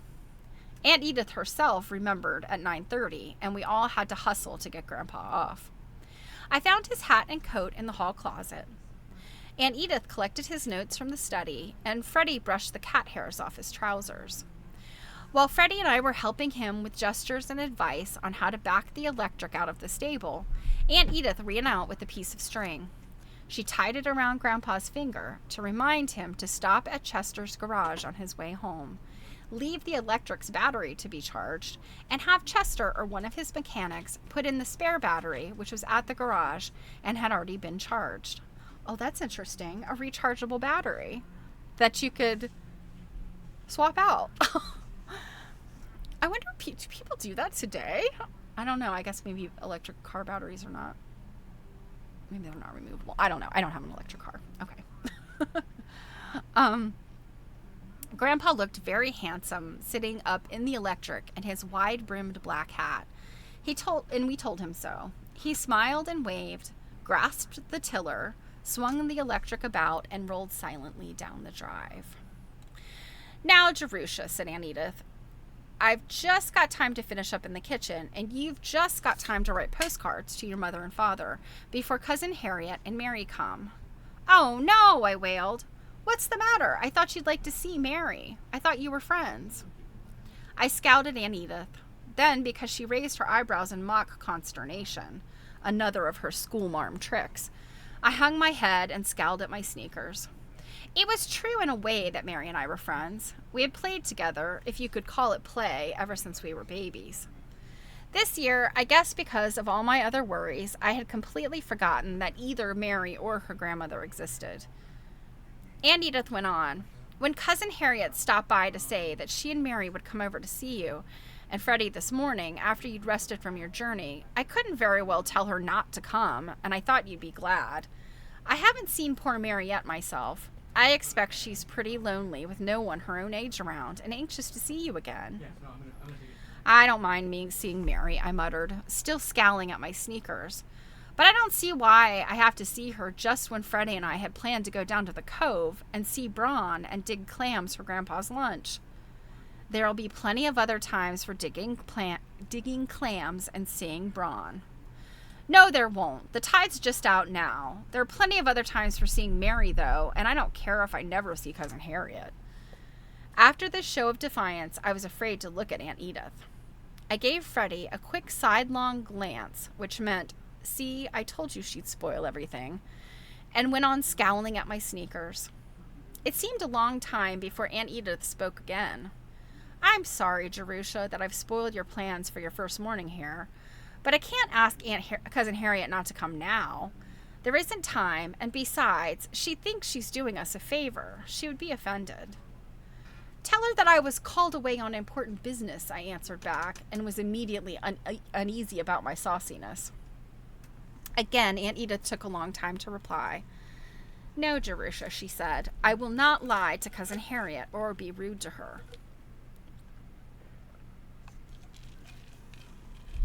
She is an older person and a relative, and in this case meant no harm. There was a pause. I might as well tell you now, Jerusha, that whether you like it or not, Cousin Harriet is necessary to us. If she did not contribute generously to your grandfather's church every year, the church couldn't afford a minister, and we couldn't afford to live here at the Haven. We'd have to sell it. Oh, no, cried Freddie. I was shocked, too, at this revelation, but I wasn't going to give up gracefully. You mean you're going to make me stay to say how do you do to Cousin Harriet and play with Mary? If you want to put it that way, yes, said Aunt Edith, and I knew I was licked. First, though, she went on, you have your postcards to write. They are on the kitchen table. She turned to go in. If Freddie wants to go to the Cove for clams after he has said how do you do to Cousin Harriet and Mary, he may. If Braun is there and awake enough to help him, the two should be able to get plenty of clams for lunch. When I had finished my postcards, Freddie and I took them out to the RFD box by the front gate. I'm sorry, said Freddie, but Auntie couldn't help it, and I thought she tried to be nice, only you wouldn't let her. I suppose so, I admitted, only she's so superior. She's like a school teacher, not an aunt. Echoing poor Grandpa, I went on, nothing is right anymore. I wanted so much to see Braun and dig clams with him and you. And you know, I'd forgotten all about Mary. Aunt Edith would never believe that, but it's true. I believe it, said Freddie. I forgot her too, as much as I can. Poor Mary and the It Girl. The It Girl. What Freddie said made me think about Mary, or Poor Mary, as the grown-ups in our family always called her. She was a year or so older than I, but small for her age and very quiet. She never said boo to her bossy old grandmother, who was bringing her up because her parents were dead.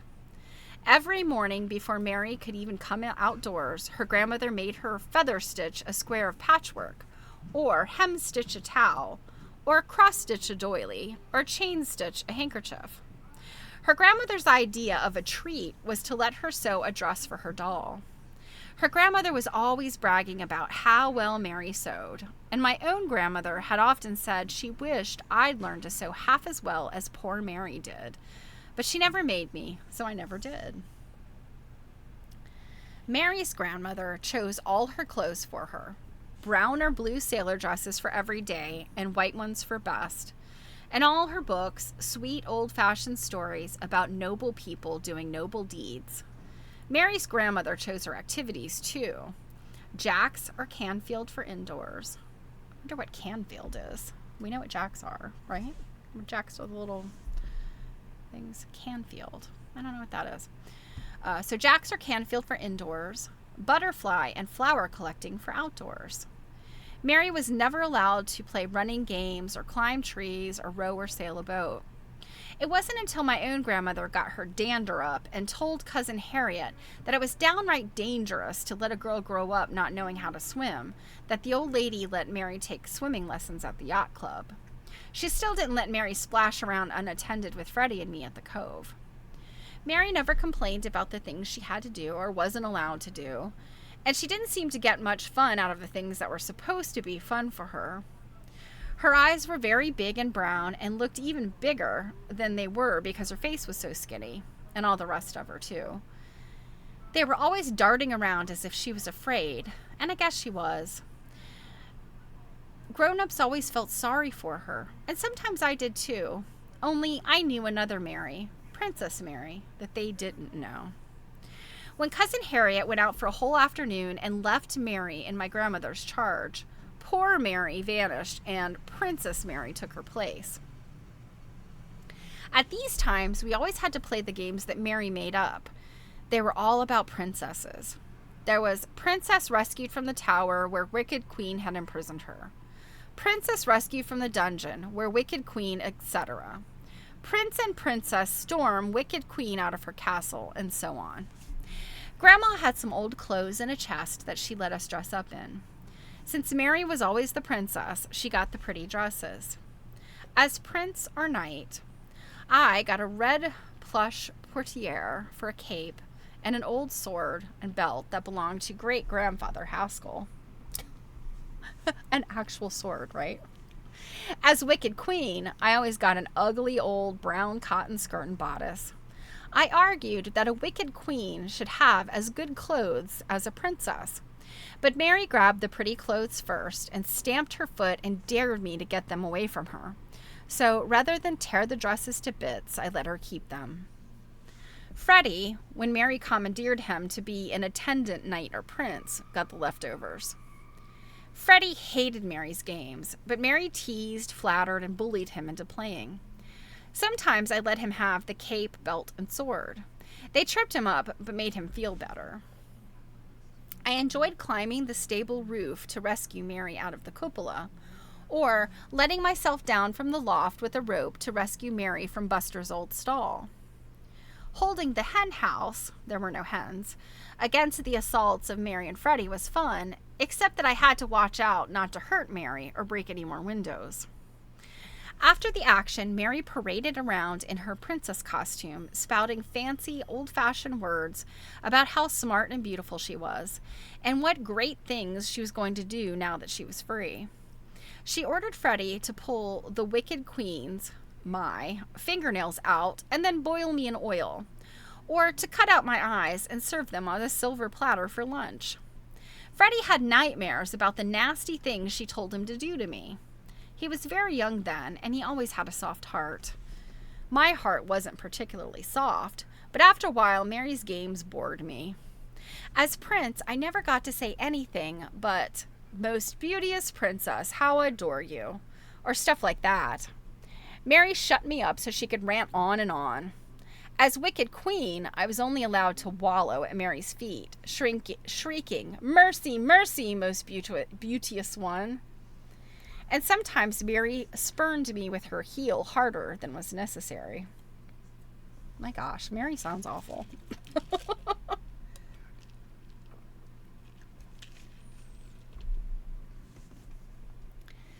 I never got to make up games of my own, and I often threatened to strike, but Mary had me on the spot.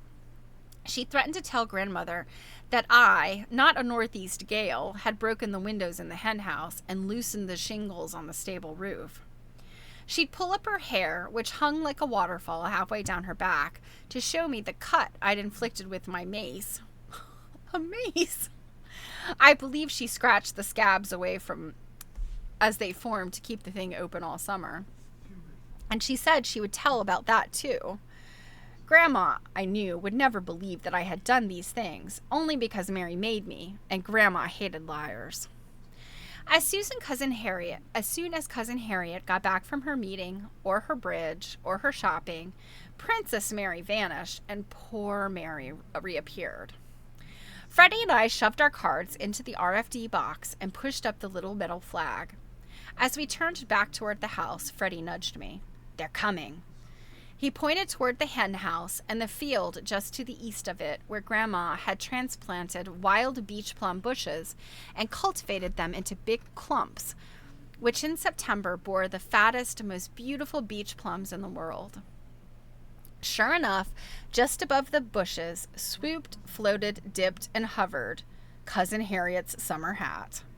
It was a memorable hat, swathed in veils, wreathed with flowers, and topped by a bunch of artificial cherries that clicked as Cousin Harriet walked. "Why can't she come around by the road like other people?" Freddie demanded. "She's got no business in our field." She's looking over the beach plums, I said. Grandma always let her have some to make jelly. She's got a nerve, said Freddie. I'm going to tell Auntie. We made for the house, but Cousin Harriet and her hat had speeded up too. Before we could disappear into the shadow of the wisteria, she was bearing down on us. Like a ship's prow, her bosom sheared the air well in advance of the rest of her. Florence Hightower really paints a picture, doesn't she? Her long, old-fashioned skirt swirled around her feet like foam. The hat, for all its veils, fruits, and flowers, detracted not at all from Cousin Harriet's dignity. It became her, as pennants become a battleship. Even the clicking of the artificial cherries was formidable. Cousin Harriet hoved to just in front of Freddie and me. She favored us each with a long stare that held out to us, each in turn, her dry, freckled old hand, and said, "How'd you do?" twice. Freddie and I knew that the hand was not meant to be shaken, and the question not meant to be answered.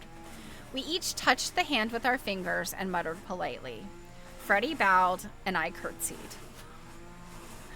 Cousin Harriet now stared over our heads at Aunt Edith, who had come out onto the porch to greet her. They've grown, announced Cousin Harriet. Oh my gosh, the lawn people are just like literally right a foot away from me.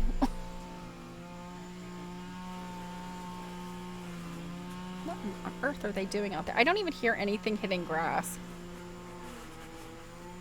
Okay. They've grown, announced Cousin Harriet, but the beach plums look poorly. I suppose you're too busy to fertilize them properly. It's a pity. I was counting on jelly to give away for Christmas.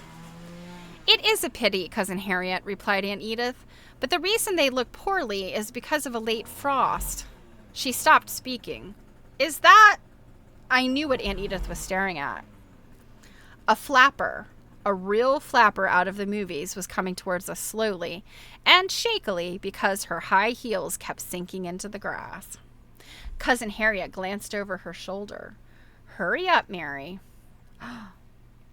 I told you not to wear those silly shoes to walk through the field. You might sprain your ankle. Oh, leave me alone. I have to break them in, don't I? So I'm guessing this is Mary. Cousin Harriet took no notice of this. She swept onto our porch as if she owned it and settled herself in the best chair. Mary stopped at the edge of the drive. She fluffed up her bob. She patted her kerchief, red to match her lips, which was knotted around her throat and pinned to her blouse at one shoulder.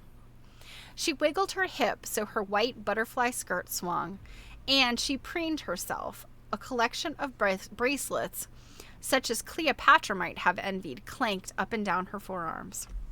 Hi, Cousin Edith. She tossed a smile at Aunt Edith and clicked and clanked across the driveway right up to Freddie. How's my old boyfriend? Mary gave Freddie a playful poke in the ribs. Freddie stared at her. You wear lipstick, he said. Like it? Mary cocked her head and smiled.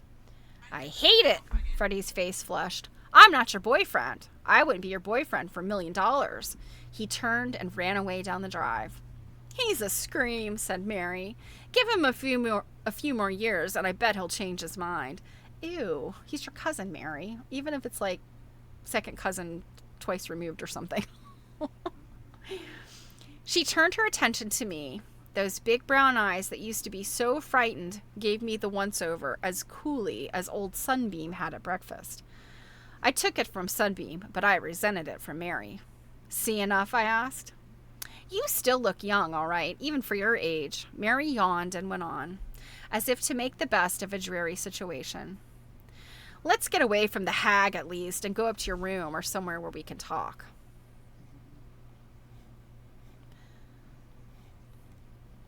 The hag? I was completely at sea. My grandmother, Mary laughed. That's what I call her. Come upstairs. I can tell you a thing or two. Without a by your leave or an excuse me, Mary marched clanking right between Aunt Edith and her grandmother, into the house, up the stairs, and into my room. I followed. She marched straight through my room to the open window, raised the screen, and leaned out. She stayed half out the window for a long time. When she finally came back in, she was holding a swath of wisteria leaves, which she waved thoughtfully in front of her. "What do you think you're doing?" I asked. "Checking," replied Mary. "I have to know what the hag is saying about me, how much she knows about what I'm doing, and what her line is going to be when she talks to my guardian, that sort of stuff. Then I can tell my side first." Mary smiled to herself. There's really not at all very much grass out there. I don't know why they're out there so long. Okay. I've really scared the pants off the old hag. She hasn't tried any funny business for a long time, but I keep tabs. Dismissing the hag with a toss of her head, Mary suddenly stuck the wisteria swath in the corner of her mouth. Setting her feet apart, she began to vibrate all over, and clasping both hands on one hip, she batted her eyes at me. Through her mouthful of wisteria, she flashed a provocative grin. She removed the wisteria and said, "What movie star was I being?" "Clarabelle," I said, "the it girl. Only you ought to have red hair." Mary accepted my knowledgeableness as a compliment. I am a good actress. I'm rinsing my hair with henna once a week. Mrs. Munson gets it for me, and she says if the henna doesn't work, she knows a place in New York where I can get it dyed. Mrs. Munson says I ought to be a movie star. She says I have talent. Oh boy. Mary sounds annoying.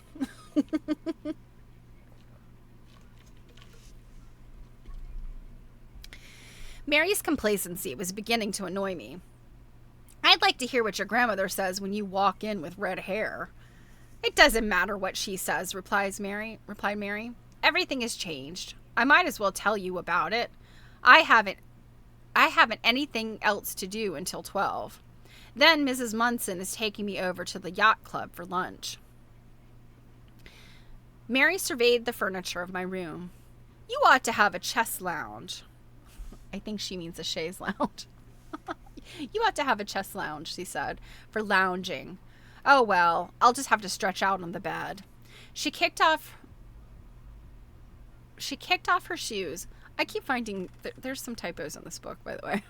She kicked off her shoes and shoved back my sunshine and shadow quilt. I can't stand to look at those patchwork things. She reeled back in horror as if she was seeing a corpse. "They remind me of all the awful stuff the hag used to make me sew. Take it away." I grabbed the quilt, folded it, and laid it on my bureau. I don't let people lie on it anyway. My grandmother made it for me. Mary was settling herself on my bed. "Your grandmother wasn't like mine, but you don't know how I feel about these things." "I'm sorry she died. I mean, your grandmother. I don't think I'll exactly cry my eyes out when the hag kicks the bucket. Now," Mary wriggled her head and shoulders into a comfortable position against my pillow. "I guess I better start at the beginning, when we moved back to New York at the end of last summer. The hag got another telephone put in upstairs because of her rheumatism, and I got the bright idea of listening in on the calls. Up till then," Mary clicked her tongue and rolled her eyes, "I was a real dumb Dora. The things I didn't know could fill a book. I didn't even know that I was rich, or that, besides the hag, I had a guardian, and that he didn't approve of the way the hag was bringing me up. Only he was afraid of her. Whew!" Mary rolled her eyes some more. "I learned about what the cook does nights and about Ella's boyfriends." She's the second maid. "But I haven't time to tell all that now." I sat down on the straight chair by the window. Mary went on. "Uncle Edward," that's what I call this guardian, though he's not really my uncle, "keeps telling the hag how he thought it was high time I had clothes like other girls, and walked back and forth to school with the girls instead of being driven, and did things with them afternoons like shopping, or going to movies, or just fooling around, and went to parties and met some boys. The hag always told him that when I was 18 and ready to come out, then it would be time enough for shopping and movies and parties and boys. She said I never complained about my clothes or my sewing or my practicing. She was right. I was just too dumb. She said I never asked to go around with other girls. She was right there too. I didn't care about girls then, and I still don't. But boy, was I dumb. After I'd done my sewing and my practicing, I used to make up stories and act them out by myself or with Ella and the cook, only they giggled too much. I'm good at making up stories. I still do it for fun sometimes, but mostly to get things I want. The stories I make up now aren't the old babyish kind I made up out of what I'd read in books and acted out with you and Freddie or Ella and the cook. Not by a long shot. Mary dug herself deeper into my pillows and let out a long, satisfied sigh. All the arguing between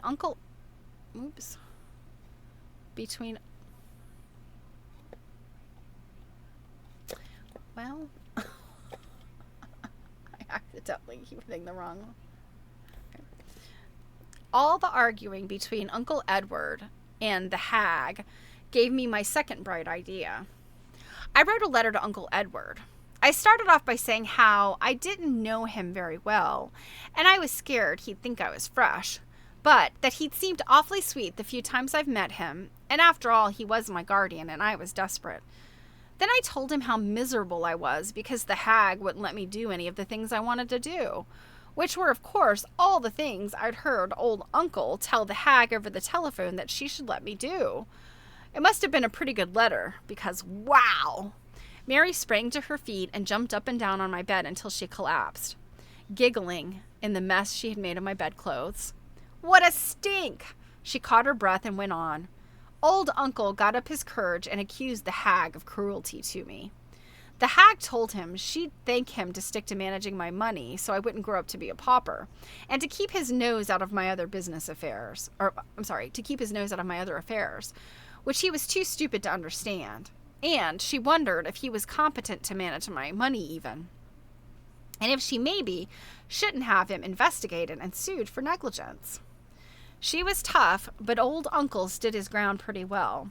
He said he'd report the hag to the SPCC and finally got her to agree to send me to a boarding school. What's the SPCC? Surely some child protection thing. Mary stirred up my bedclothes the more and turned reflective. I should never have let them send me to that boarding school, and I didn't know any better. I thought it was great just to go out with Ella to the stores and buy some school uniforms and boots and things for winter and put them on and go away. I had a lot to learn, and I guess I learned faster at that boarding school than I would have almost anywhere else. My time wasn't entirely wasted, but ugh, Mary shuddered. The school was somewhere up here in Massachusetts, in a little one-horse town. You'd never have heard of it. It was November when I got there, and I nearly froze because it was a wholesome school, and they never let the heat go above 65.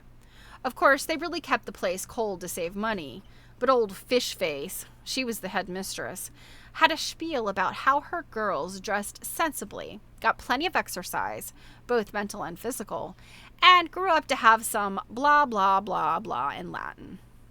The hag loved that spiel. She used to quote it at her bridge club. We had classes all morning, except when they sent us out to run around the playing field so we wouldn't freeze to our chairs. In this afternoon, we ran a race around, waving hockey sticks, only we weren't allowed to hit each other, which would have made more sense, but just an old ball. After supper, we studied some more. On Saturdays, we were all herded into a dirty, cold cabin up on a hill where we had to cook hot dogs and play silly games. Sundays we went to church and studied some more, and Fishface read to us out of uplifting books. I don't know how I stood it as long as I did.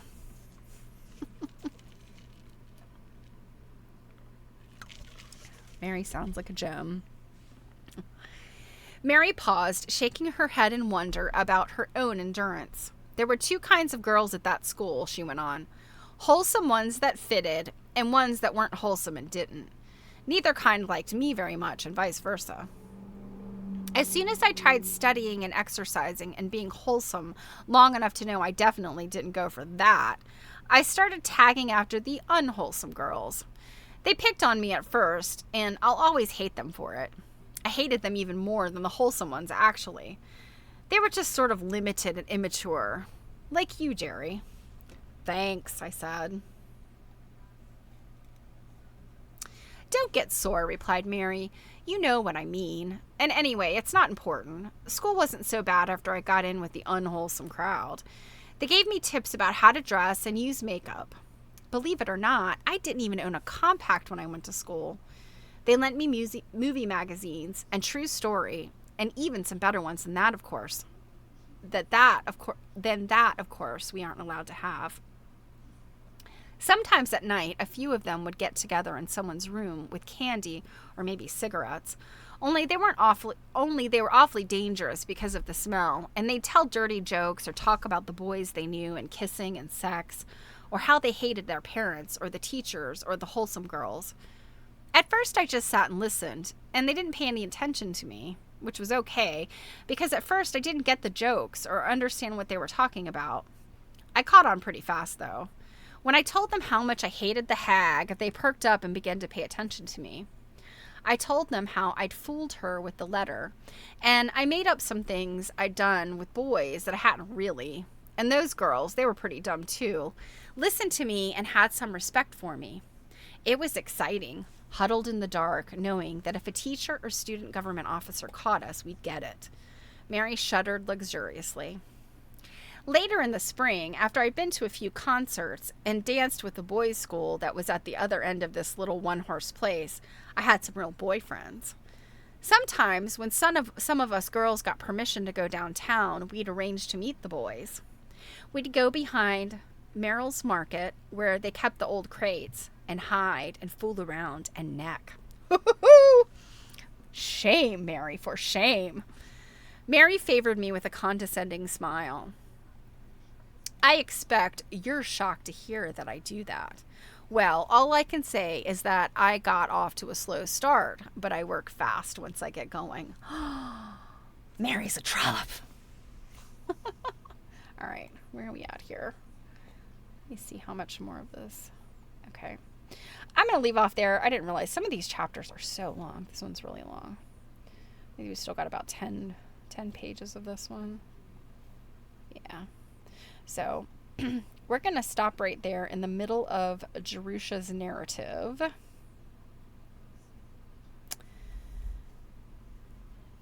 And, oh boy, yeah, Mary's got all kinds of trash talk. Okay, so we will come back to the secret of the crazy quilt on Thursday. All right, guys, did I miss any?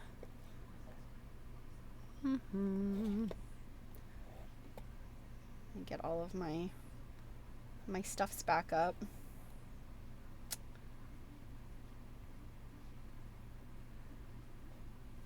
Oh gosh, you guys had a whole bunch of stuff to say.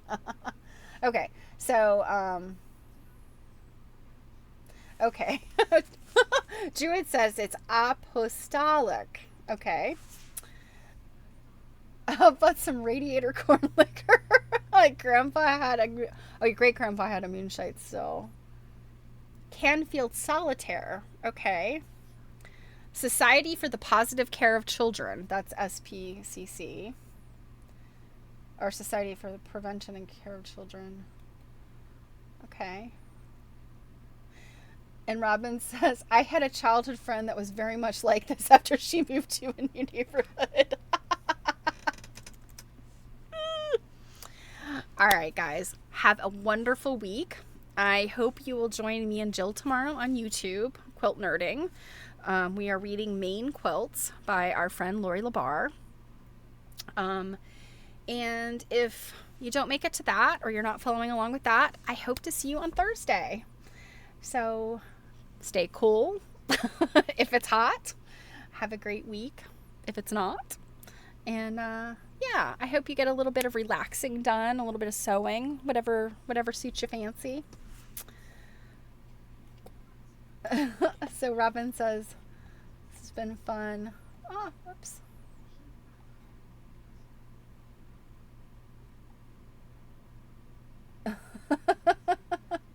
The anti-friend. Yeah. I'm enjoying this book too. And I mean, my gosh, young adult literature is not like this now. I mean, the fact that this girl is just talking about sex. She's talking about sex. She's making out with boys. Like, yeah, the moms of liberty can't tolerate that. This book would have been canceled. It would have been pulled from the Naval Academy Library, now wouldn't it? All right, you guys, take care, and I look forward to seeing you soon. Mwah! Mwah!